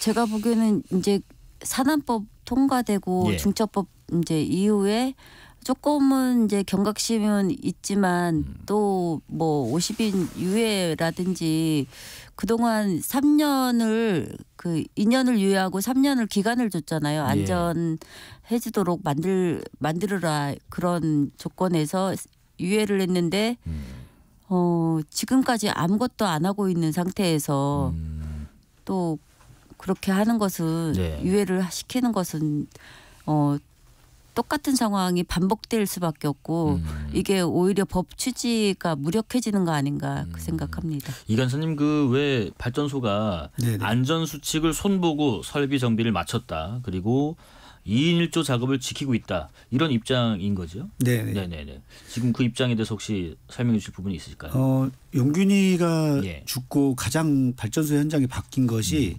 옆에 누군가 있는 것입니다. 2인 1조. 바로 2인 1조. 예. 예. 위험 사고가 발생을 했을 때 용균이도 컨베이어 벨트가 쌩쌩 기동되고 있는데 본인의 머리를 벨트로 이렇게 점검할 수밖에 없었잖아요. 그때 만약에 비상정지 장치를 동작시킬 누군가 있었다면 용기는 죽질 않았을 거거든요. 예. 그렇기 때문에 발전소 현장의 2인 1조는 지금 잘 이행되고 있는 것이 가장 큰 장점이라고 볼 수 있고요. 예. 그리고 시설 투자도 굉장히 많이 하긴 했습니다. 예를 들면요. 발전소에 발전사별로 5개 발전사가 있는데요. 예. 대략 1조씩을 해서 5조 정도의 금액적 투여를 통해서 안전장치라든지 비상정지장치, 방호, 울 같은 것들을 많이 만들었어요. 그래서 현장의 안전장치는 많이 됐는데 여기에서 또 한 가지 좀 지적할 부분은 있습니다. 말씀하세요. 네. 그럼에도 불구하고 물론 서울발전 같은 경우는 최근 5년 동안 중대재해가 단 한 건도 없었습니다. 예. 네. 물론 안전사고는 있었습니다. 안전사고까지 없다는 것이 아니라 누군가 죽질 않았다는 거죠. 그런데 이게 다른 발전사로 확산되지는 못했습니다. 예, 그래서 최근에 저희가 확인해 본 결과 예. 5년 동안 198건의 안전사고가 발생을 했는데요. 네네. 이 중에 163건이 안타깝게도 하청업체 소속의 노동자로 82%를 차지하고 있습니다. 혹시 그런 오해를 하실 분도 있으실 것 같아요. 네. 아주 단순하게 물리적으로 거기서 일하는 분들이 많기 때문에 안전사고가 더 많이 난 것 아니야? 이렇게 되묻는 분도 계실 수 있을 것 같아요. 네네. 거기에 대해서는요. 인력 비율을 그래서 확인할 필요는 있는데요. 정규직 같은 게 발전사라고 원청이라고 소속된 정규직들 한 13,000명 정도가 됩니다. 예. 거기에 또 하청업체 그리고 용균이와 비슷한 일을 하는 노동자들이 6,500명 정도가 돼요. 그러면 그 비율을 봐도 원청이 훨씬 더 인원수가 많기 때문에 안전사고가 더 높은 빈도를 차지해야 되는데 네. 그렇지 못하는 이유가 바로 하청 노동자들이 일하는 구간 자체가 굉장히 어려운 컨베이어 벨트 일과 물체를 많이 사용하는 일, 그다음에 추락이라든지 떨어짐, 부딪힘 이런 것들의 작업 공간이 대부분을 차지하고 있기 때문에 여기에 83%에 달하는 안전사고가 발생할 수밖에 없었던 것이고 그리고 4명의 또 사망자가 안타깝게도 최근 5년에 하청업체에 집중됐다는 걸 확인할 수 있었습니다. 예.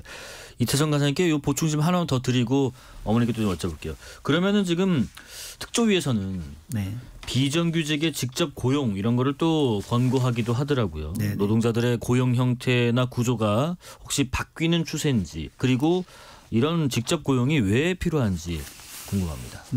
문재인 정부 때 사실 용균이가 죽고 1년 후에 합의를 했는데요. 그때 용균이와 같은 업무를 하는 노동자들을 정규직 전환을 하겠다라고 약속을 했습니다. 그러니까 공간 자체가 발전소라는 게 전기를 생산하는 것이 어느 한 업무를 떼어놓고 할 수 없는 흐름 공정이라고 하거든요. 저희는. 그렇기 때문에 여기에 이중적인 고용 형태가 필요한 것이냐라는 물음들이 있었던 것이고 이런 것들을 해소하는 방법으로 그리고 김영균 같은 노동자가 다시는 발생하지 않도록 위험의 외주화 그 위험의 외주화가 다시 죽음으로 연결되는 이런 고리를 끊기 위해서는 정규직 전환이 필요하다. 그리고 원청과 똑같은 신분을 가진 노동자들이 일을 함으로써 보다 국민에게 안정적으로 전기를 공급할 수 있는 체계를 만들자라는 것들이 약속이 됐었는데요. 5년이 지난 지금에 단 한 명의 노동자도 정규직 전환이라든지 외주화된 업무가 아닌 발전소의 업무를 원청에 소속으로 하는 노동자들은 한 명도 없습니다. 어머니께서 조금 보충해서 설명해 주시겠어요? 뭐냐면은 왜 비정규직이 아니라 고용 형태가 정규직으로 원청에 소속돼야지만이 안전할 수 있는가? 위험이 그만큼 원청이 다스릴 수 있으니까. 지금 원하청이 나눠져 있고 내 직원이 아니라고 그리고 또 내 사업장이 아니라고 그냥 아예 그쪽하고 관심을 끊잖아요. 그렇기 때문에 여기에 무슨 위험성이 있는지 어떻게 부당한 일이 있는지 이런 것들이 원청은 아예 관심이 없어요. 그러다 보니까 하청에서 인력이나 예산이나 이런 것들을 뭐 원청이 넉넉히 지불해 주는 것도 아니고 그런 환경 속에서 하청은 하청에서 할 수 있는 조건이 아닌 거죠. 예. 그만한 어떤 여건도 그렇고요. 좀 불비한 부분이 있나 보네요. 이 간사님 요것만 좀 더 하나 여쭤볼게요. 혹시 계약 기간 연장이나 노무비 직접 지급 뭐 이런 것도 일부 이루어지고 있나요? 네네. 계약 기간 연장은 어쨌든 지금 아직 정규직 전환이 안 되고 그리고 정부에서 당정 합의로 발표했던 내용들 중에 계약 연장 조건도 있습니다. 원래 3년마다 한 번씩 하던 입찰을 고용 안정성을 기반으로 한 것들을 마련하기 위해서 6년으로 연장을 하게 됐는데요.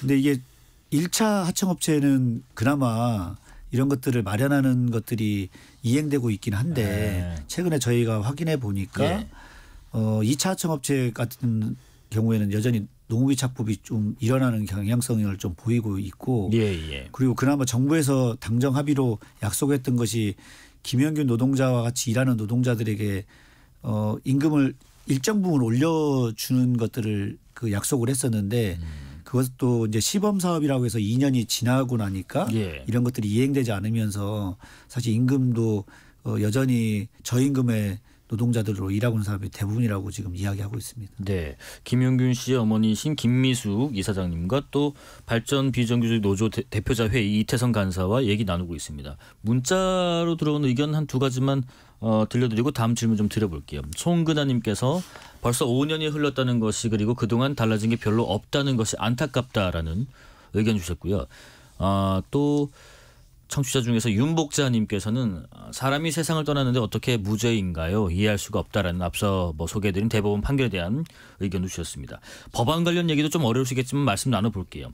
정부 여당이 근로자 50인 미만 사업장 한해서 중대재해처벌법 적용 유예를 지금 논의하고 있는데 이유는 그런 것 같습니다. 기업 조사해 보니까 경총인가요? 10곳 중에 9곳이 아직 이 법 대응을 준비하지 못했다. 다시 말하면 여러 가지 안전 설비 이런 것들이 충분치 않다 이런 것 같은데 여기에 대해서 어머니 좀 의견이 있으실지요?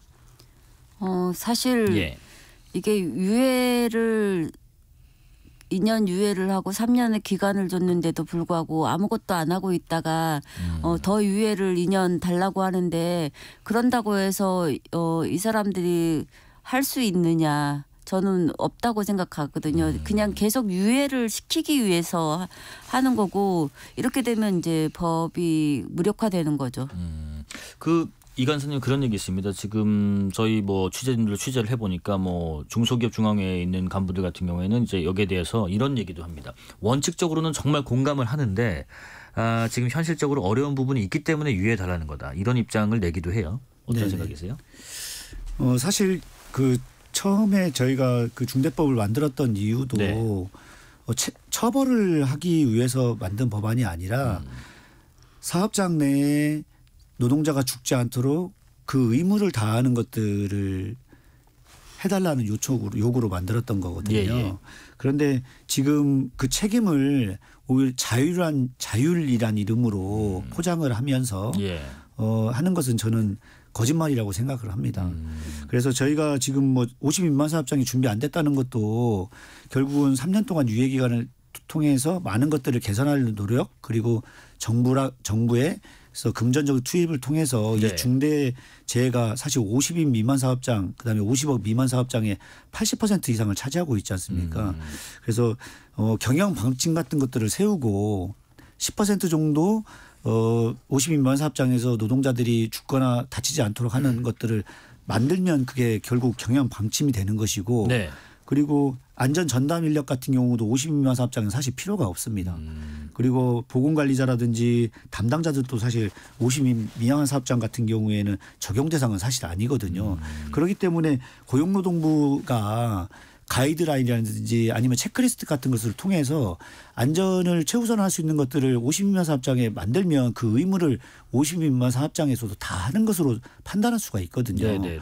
그래서 이런 것들을 통해서 확대를 하는 것으로 통해서 한 해 2,000명의 노동자들이 매일 죽어나가는 이 노동 현장이 사실 민생이라고 저는 생각하거든요. 그렇기 때문에 죽는 국민들이 스스로 죽어나가는데 그 국민들의 안전을 지키는 것이 가장 최고의 민생이지 그것보다 더한 민생이 어디 있을지 오히려 정부에 되묻고 싶습니다. 산업 현장의 안전이 곧 민생이라는 말씀이신 것 같아요. 어머니 그 김용균 씨께서 이제 돌아가신 이후에 산업안전보건법 전부 개정안 논의가 급속도로 진전이 됐습니다. 사고 발생 17일 만에 개정안이 본회의를 통과했고요. 특수고용직 노동자도 처음으로 법 테두리 안에서 논의됐다는 성과도 있었습니다만 혹시 아직도 사각지대가 남아 있나요?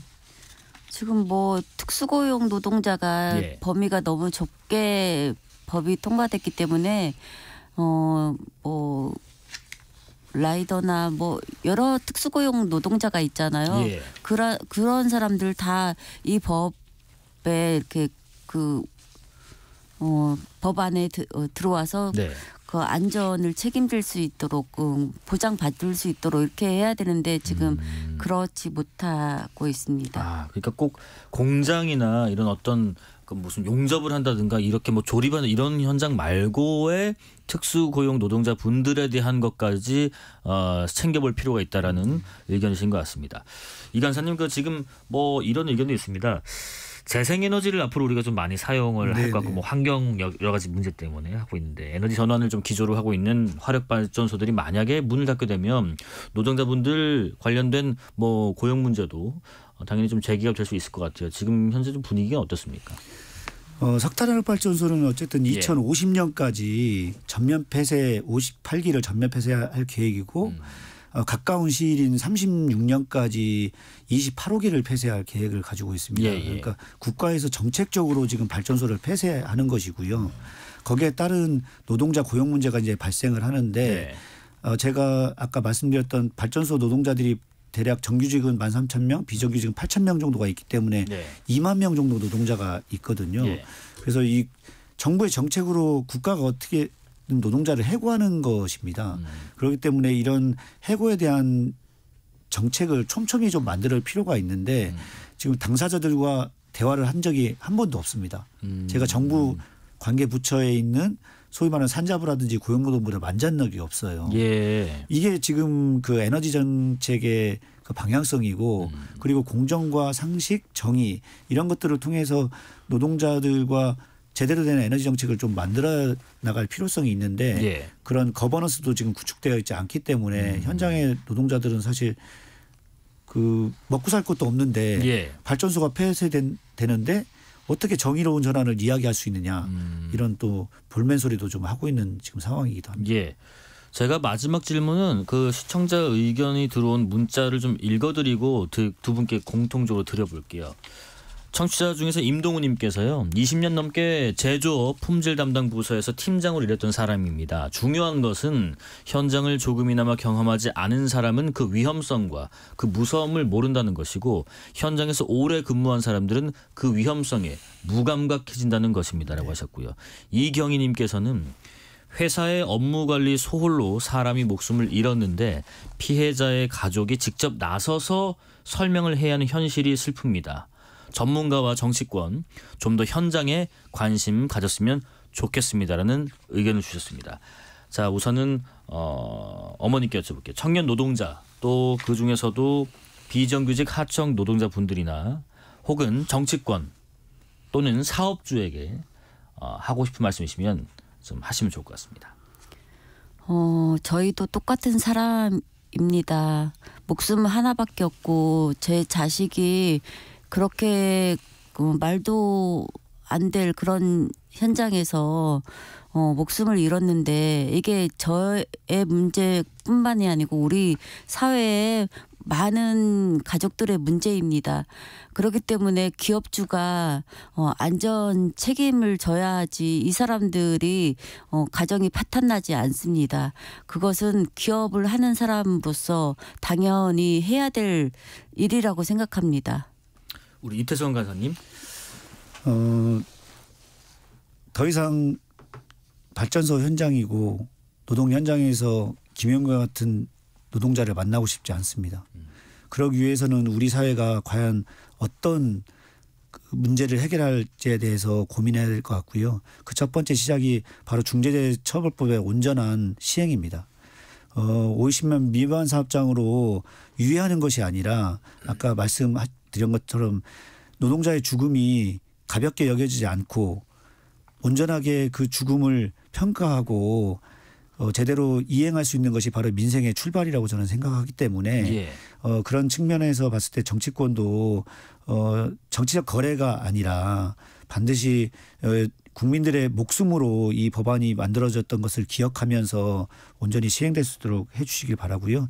마지막으로 국민들께서도 유가족들이 나와서 본인의 이렇게 아픔을 많이 호소를 하시잖아요. 근데 그게 언젠가는 내가 될 수도 있고 나의 가족이 될 수도 있고 나의 친구가 될 수 있다는 생각을 가져주시고 그런 죽음이 노동현장에서 다시는 발생하지 않도록 많은 관심과 함께 싸울 수 있어 주셨으면 좋을 것 같습니다. 저도 조금만 더. 저도 그냥 세월호가 내가 저 사람들 얼마나 아플까 이 생각했지 제가 당할지 몰랐습니다. 거의 대부분이 유족들은 이런 이야기를 했습니다. 그것처럼 사회가 안전하지 않으면 가족의 안전을 보장받을 수 없습니다. 그러려면 사회를 안전하게 만들고 그다음에 우리 가족이 그 속에서 살 수 있도록 만들어야 될 것 같습니다. 근로복지공단이 최근에 조사를 보니까 3년간에 하루당 2.3명이 일터에서 숨졌는데 특히 사망자 10명 중에서 8명은 50인 미만 사업장 소속이었다고 합니다. 중대재해법 시행 후에 준비가 얼마 됐을지 모르겠습니다만 2년이 지났고요. 오늘도 또 다른 김용균이 일터로 향하고 있는 것 같습니다. 김미숙 사단법인 김용균재단 이사장, 이태성 공공운수노조 발전 비정규직 노조 간사와 이야기 나눴습니다. 고맙습니다. 고맙습니다. 실시간 교통정보 알아보겠습니다. 교통정보센터 공인혜 씨 나와주세요. 네, 이 시각 교통정보입니다. 퇴근 정차로 곳곳이 혼잡한데요. 사고로 더 어려워진 곳들이 있습니다. 서울시내 일산 쪽 강변북로 성수대교 부근 5차로 차량 합류 차선에서 사고가 나 정체가 극심한데요. 뒤로 영동대교부터 꽉 막혀 있고 방화대교 쪽으로 50분이 넘게 밀립니다. 올림픽대로 하남 쪽은 월드컵 대교를 못 간 4차로에서 사고가 나 행주대교부터 막혀 있고요. 고속도로에선 영동고속도로 인천 방향 동수원에서 광교터널 또 북수원부터 둔대 분기점 쪽으로 12km 구간에서 정체되는데 둔대 분기점 1차로에선 화물차 사고도 처리 중입니다. 사고가 난 1차로에 차량들 여러 대가 멈춰서 있고 운전자는 2차로에서 수신호를 하고 있으니까요. 3차로를 이용해서 조심히 이동하셔야겠습니다. 서해안고속도로 서울 방향은 발안에서 8탄, 매송에서 팔곡 사이와 광명역부터 금천 쪽으로 모두 20km 구간이 넘게 막혀 있습니다. KBS 교통정보센터였습니다.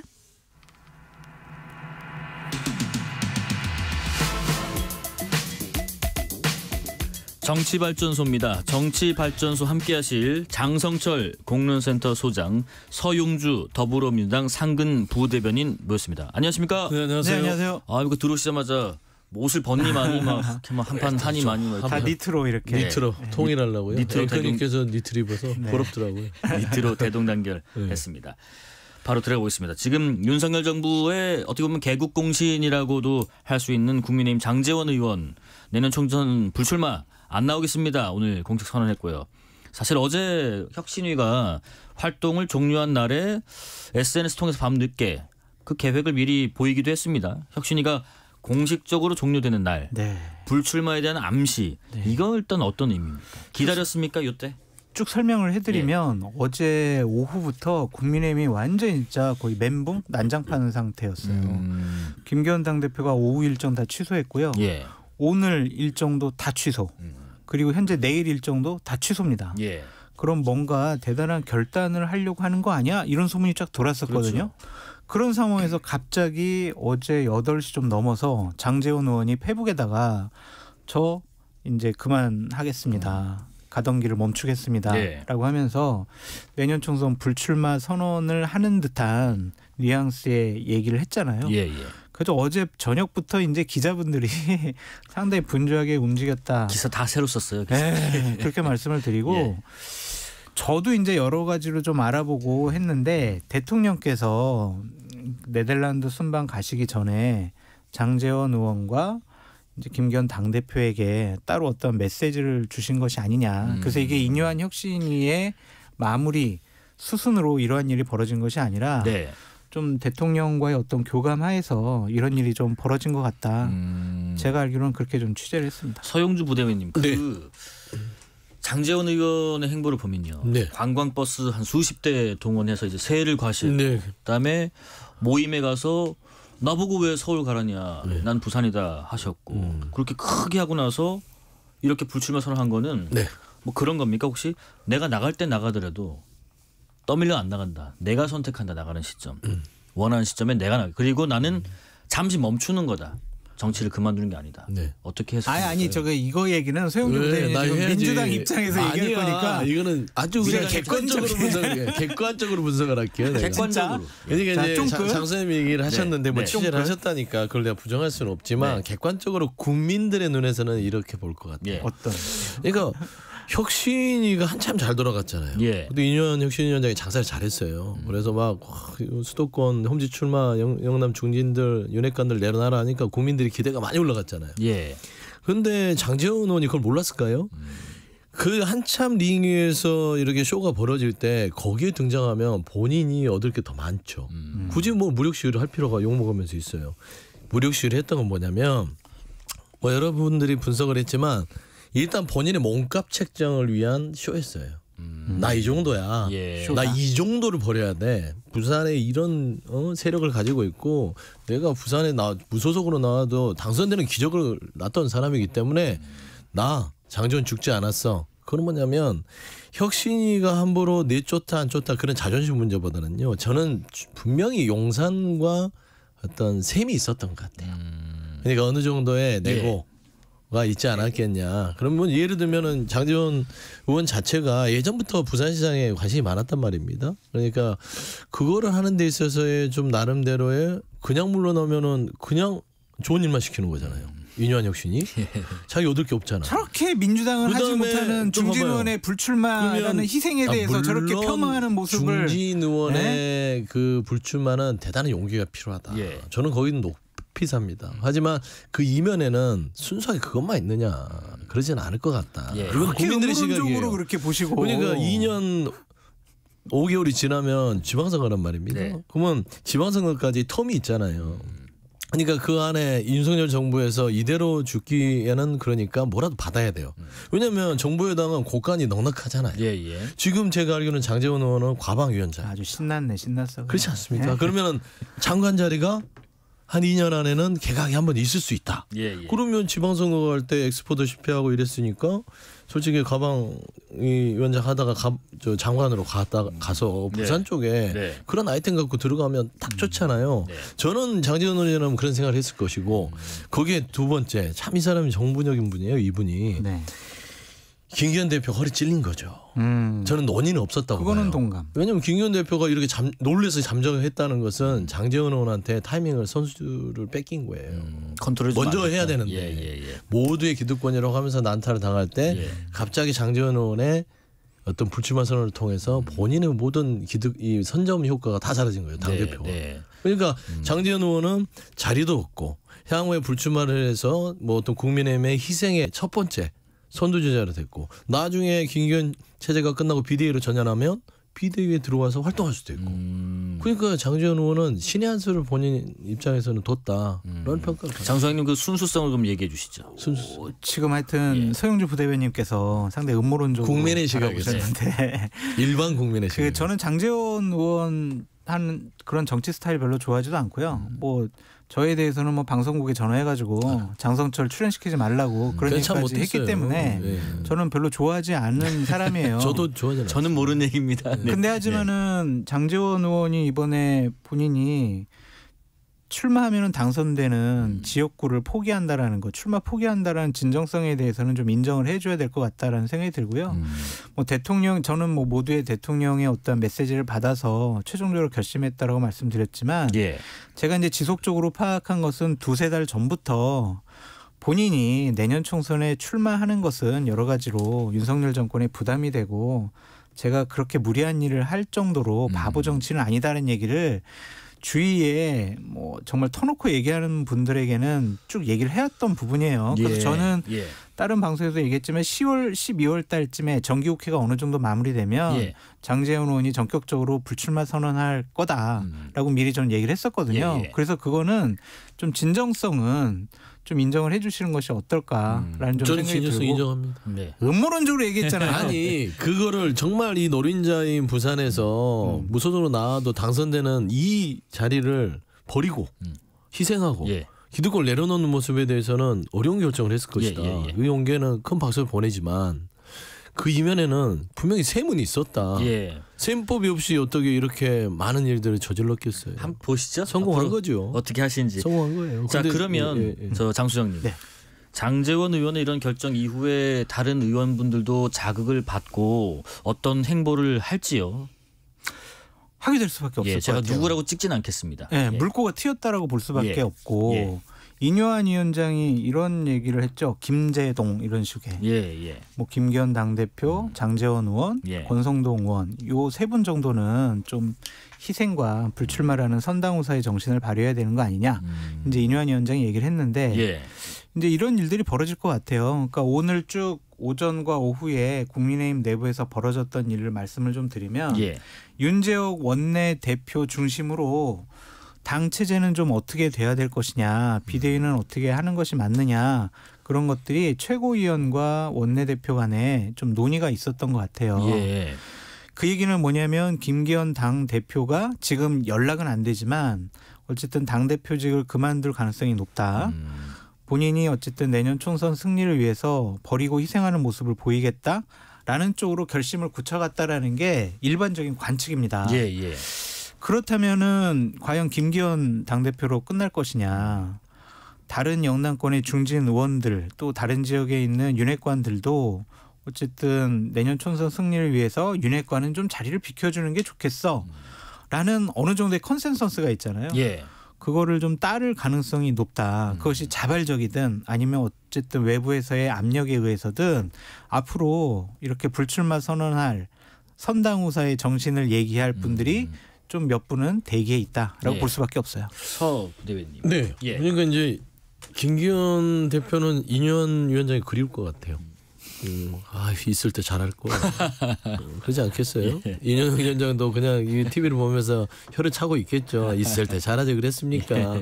그러니까 혁신하라고 할 때 희생하라고 할 때 했었으면 김기현 대표는요. 따지고 보면 공천권을 끝까지 휘두를 수 있었어요. 아니 뭐 다는 아니더라도 뭐 불출마를 하든 대표직 사퇴를 하든 희생을 하는 모습을 보여주면 당연히 비대위 체제로 가더라도 김기현 대표 희생을 높게 사서 당연히 내년 총선에 있어서의 공천권의 일부 정도는 보장해 주지 않겠습니까? 결국에는 김기현 대표는 소탐대실한 거예요. 본인 스스로 이제 따지고 보면 좀 결단을 못 낸 거죠. 승부사 기질이 좀 부족했다.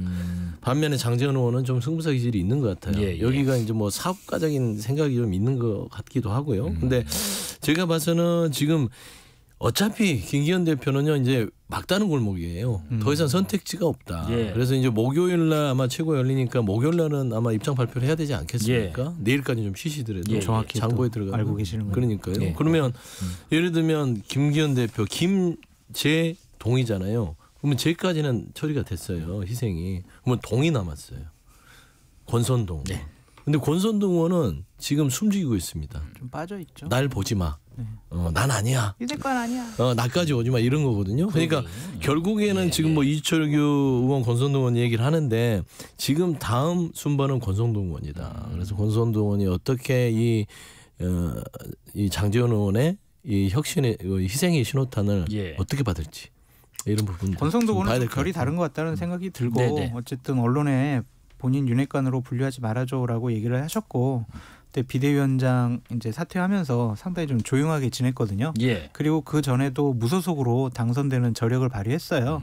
그래서 권성동 의원을 일반적인 윤핵관의 정치적인 희생, 선당후사의 정신을 따라야 돼라는 쪽으로 강요하는 것은 좀 무리가 있어 보이지 않느냐. 예. 그렇죠. 개인의 어떤 정치적인 거취 문제를 강요할 수는 없죠. 그렇죠. 그런데 이제 모든 게 상황. 예. 이런 부분에 있어서 본인이 판단할 어떤 시점에 이르렀다라는 점을 좀 설명을 드리는 것입니다. 지금부터는 민주당 얘기 한 바가지 해보겠습니다. 네. 민주당에서는 그 이낙연 전 대표 관련돼서 연일 이재명 체제를 비판을 하고 있고요. 총선 4개월 앞두고 계파 갈등으로 인한 탈당, 신당, 이런 합류, 이런 러시가 이어지면 민주당 입장에서는 타격이 있을 것 같은데 서용주 부대변인, 그 당내에서는 지금 이낙연 전 대표의 행보에 대해서 또 신당 창당 가능성이 사실상 가시화됐다라는 의견에 대해서 술렁입니까? 아니면 그러십시오라는 입장입니까? 술렁이는 거는 언론들이나 국민의힘 쪽에서 술렁이는 것 같고요. 민주당 내에서는 의외로 좀 차분해요. 그래요? 예, 지금 상황을 보는 것 같고 최근에 좀 이 이낙연 전 대표의 발언 수위가 많이 높아지고 있잖아요. 그러니까 거기에 대해서는 지도부도 계속 들으면서 이거를 어떻게 화답을 해야 될지 그리고 어떻게 손을 내밀어야 될지 고민하고 있는 것 같아요. 신중 모드죠. 근데 표면상으로든 아니면은 셈법으로 따져도 이낙연 전 대표가 신당이나 창당을 해서 나가게 되면 당연히 민주당에는 좋지 않은 영향이 있죠. 근데 제가 봐서는 그렇게 지금 현재까지는 신당을 하시겠다는 생각이 없어요. 그래요? 이낙연 전 대표가. 그래요? 네, 저희가 이제 취재를 이제 국민의힘은 우리 장선수 소장님 잘 하시니까 민주당을 해 보면 그 중 가까운 측근 의원님들, 중진 의원님들한테 물어보면 신당 갑니까? 좀 많이 익었습니까? 그래서 무슨 소리야? 이렇게 얘기를 하거든요. 실무적으로 지시하셨다고 보도가 나왔잖아요. 그건 뭐냐면 발언 수위를 지금 한껏 올려놓은 겁니다. 제가 봐서는 이낙연 전 대표는 지금 배수진을 쳤다고 보는 것 같아요. 왜냐하면 어차피 내년 총선에서 민주당이 정말 압승을 하지 않으면 만약에 패해버리면 과반을 만약에 국민의힘한테 준다? 그럼 이 윤석열 정부의 이런 오만하고 독선적인 국정 운영을 더 이상 막을 길이 없다. 이게 정말 이거는 명운을 걸고 해야 될 상황이기 때문에 지금 민주당의 상황으로는 그 압승을 기대하기 힘들다는 주장을 하고 있는 겁니다. 그런데 이 주장에 대해서 당에서 당 지도부에서 어떤 화답이 빨리빨리 안 나오니까 계속 수위를 높였죠. 그런데 그 정도 수위에서 더 높이게 된 단초를 제공한 게 김민석 의원이에요. 김민석 의원이 거기다 기름 확 부은 겁니다. 사쿠라 발언으로. 그러다 보니까 이낙연 전 대표가 거기에다 하나를 더해서 지금 세지고 있는데 기본적으로 정치에 있어서는 특히 이낙연 전 대표는요.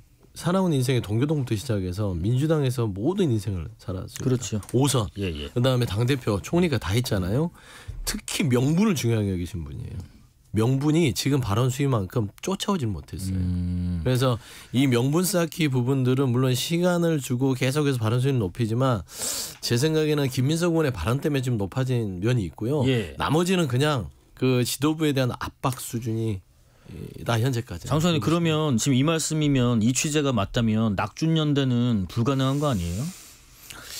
지금 서용주 부대변인께서는 민주당이 분열되는 상황이 내년 총선에 큰 걸림돌이 될 것이다. 그래서 그걸 막고자 지금 상당히 완곡하게 얘기하신 거가 아니냐 그런 좀 생각이 들고 이미 이낙연 전 대표의 워딩과 메시지와 행보를 보면은 따로 나와서 살림을 차리겠다. 그것은 신당의 형태다라고 우리가 정치적으로 해석할 수밖에 없어요.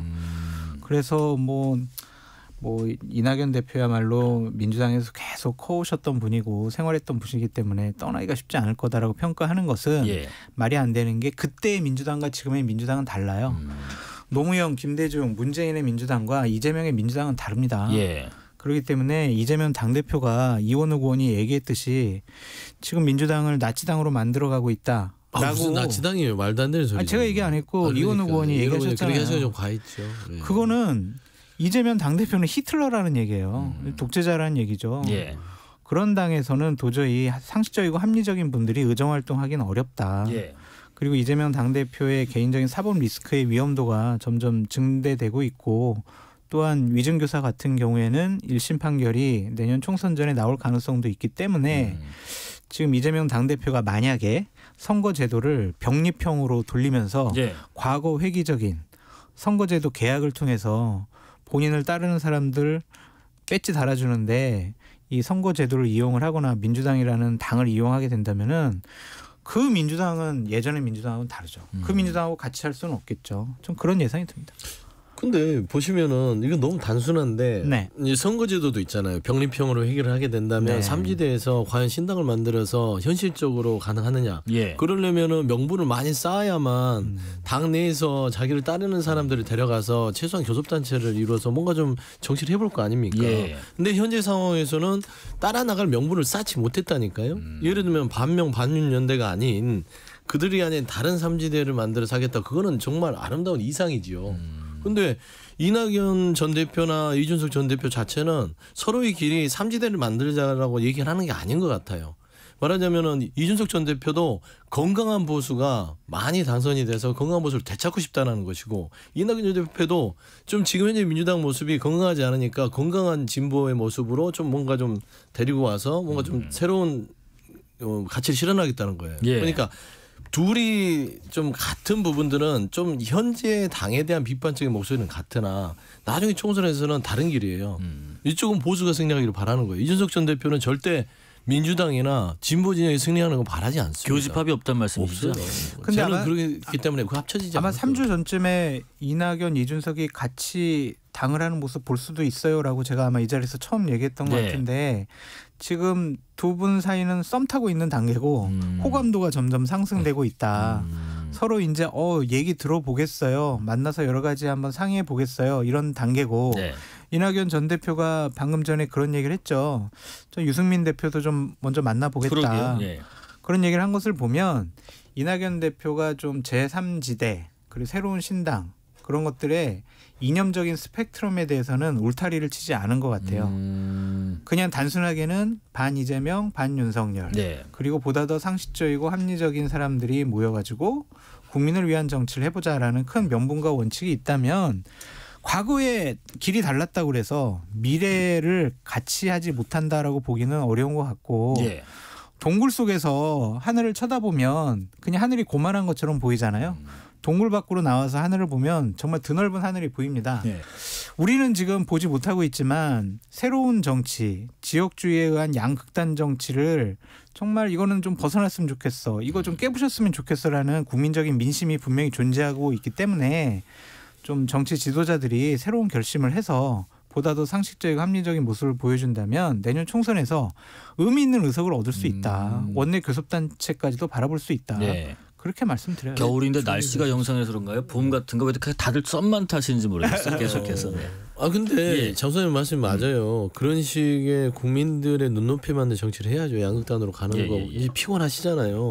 그러니까 저는 그렇습니다. 가장 좋은 건 이준석 전 대표의 신당을 막는 거는 한 번이면 돼요. 윤석열 대통령이 국정기 좀 바꾸고 본인에 대한 잘못이나 과거도 사과하고 이준석 전 대표 불러서 알았어. 이 대표 말을 내가 잘 들어서 한번 내가 다시 한번 새롭게 태어날게 하면 신당의 의미가 없어져 버려요. 그다음에 우리 민주당도 마찬가지입니다. 이낙연 전 대표가 민주당이 사당화가 되고 있고 여러 가지 우려가 있고 그다음에 강성 지지층들을 괴롭히고 있으니 나머지 비명 기운들부터 비판하는 목소리도 다 하고 포용하는 좀 정책 그런 모습으로 갑시다 했을 때 이재명 대표가 알겠습니다. 이낙연 전 대표님 말씀이 정말 이렇게 하지 않으면 총선을 못 이길 것 같으니까 한 100이면 80 정도 70 정도 받아들이겠습니다 하면 이낙연 전 대표 이렇게 올리다가요. 그냥 같이 가는 거예요. 순식간에요. 근데 결국에는 양쪽 진영에서 결단하기 나름인데 쉽진 않겠죠. 시간이 다 돼서요. 마지막 질문을 짧게 답변해 주시면 될 것 같습니다. 아니요로요. 송영길 전 대표가 반윤석열 세력들 모여라 합니다. 용해인도 송영길도 조국도 다 모이면 됩니다. 반윤 플랫폼 정당은 현실화 가능성이 있습니까? 현실화 가능성이 있는데 송영길 대표는 빼고 아니면 빠지고 왜냐하면은 자칫 잘못하면 구속당할 위기에 처하신 분이거든요. 일단은 본인에게 가해진 여러 가지 혐의라든지 사법적인 리스크를 해결하고 난 다음에 정치를 얘기하셔라. 지금으로서는 상당히 부적절한 말인 것 같다라는 생각이 듭니다. 서영주 부회장님. 네, 뭐 일단 뭐 송영 대표의 사법적인 판단 부분은 그때 가서 생각하지만 그런 반윤연대의 세력들은 분명히 존재한다. 라는 차원이고요. 그 없는 사람들 모으는 게 아니라 있는 사람들이 세력화하는 거기 때문에 분명히 이번 선거에서 반윤 플랫폼 정당 생길 수 있다고 봅니다. 근데 제3지대를 꾸리고 싶어하는 분들이 송영길 전 대표 얘기만 나오면 다 고개를 돌리더라고요. 그래요? 아니 같이 아니야 우리 언급 안 해줬으면 좋겠어요. 지금 억울해서 저렇게 있으신데 그러면은 말씀하신 너무 박하게 하지 말아요. 조금 더 이어가 보죠. 그러면은 지금 송영길 전 대표에 대해서 검찰이 뭐 구속영장 청구를 뭐 하니 마니 이런 관측 보도도 나오는데 정치자금 7억 받았다. 이게 지금 영장실질가 만약에 열리면 어떻게 될 것 같으세요? 근데 그냥 검찰의 주장처럼 7억 원의 불법 정치자금을 받았으면 이건 당연히 구속 사유죠. 근데 그 세부 내역들을 쭉 살펴봐야 될 것 같은데 일단은 그러한 구속 여부를 떠나서 송영길 전 대표 당대표 만들려고 노력했던 많은 분들이 구속당해 있고 지금 재판받고 있고 수사당하고 있잖아요. 그거에 대한 법률적인 책임을 지라는 것이 아니라 도덕적이고 정치적인 책임을 송영길 대표가 져야 해요. 윤석열 대통령이 한동훈 장관이 나를 억울하게 정적 제기기 차원에서 나를 지금 수사하고 있어. 억울해. 이런 식으로 본인의 사법 리스크를 벗어나기는 어려워 보입니다. 억울하죠. 한동훈 장관 너무 그냥 집요하게 별건 수사하고 돈 봉투 돌린 게 억울해요. 그리고 7억 원 이것도 검찰이 주장입니다. 먹사이라는 곳에 7억 원이 후원금 형식으로 들어갔는데 이미 다 용수 처리돼서 돈 봉투 받았지만 돌리다가 그 결국에는 그 7억 원 자체를 의도를 가지고 줬다. 하지만 법적으로는 그 연구소에서 다 용수 처리를 해서 회계 처리가 된 거예요. 그렇기 때문에 저는 기각이 될 거라 보고 윤관석 의원은 결국에는 이정근 사건 때문에 된 거예요. 이정근은 이정근 본인이 돈을 받은 부분 때문에 왜 받았냐고요? 송영길 대표 당대표 만들려고 받았잖아요. 의원 자체는 돈봉투 의혹 자체가 이정근 녹취록에 나왔기 때문에 그 부분이 증거가 인정돼서 가기. 송영길 대표 그리고 때문에. 송영길 대표한테 줬다 알려줬다 인지됐다 이런 건 하나도 없어요 지금 현재까지. 보좌관이 아예 잘 받았다 그러고 조심하라고 그러고 그런 문자까지 그거는 나왔잖아요. 송영길 대표한테 전달이 안 됐다니까요. 보좌관이 그럼 자기가 독단적으로 돈봉투를 돌려요 의원들한테? 그럴 수 있습니다. 진짜요? 민주당은 그래요? 놀라운 사실이에요. 50만 원 저 사무국장한테 그 저기 용돈 저 바꿔먹으라고 준 걸 가지고 지금 이렇게 특수부가 수사하는 게 그게 과단 수사지요. 노래 듣고 끝냈으면 큰일 날 뻔했네요. 잘 들었습니다. 정치발전소 장성철 공론센터 소장 서용주 더불어민주당 상근 부대변인과 함께했습니다. 고맙습니다. 감사합니다. 감사합니다. 특집 KBS 1라디오 저녁 인사드리겠습니다. KBS 김용준이었습니다. 고맙습니다.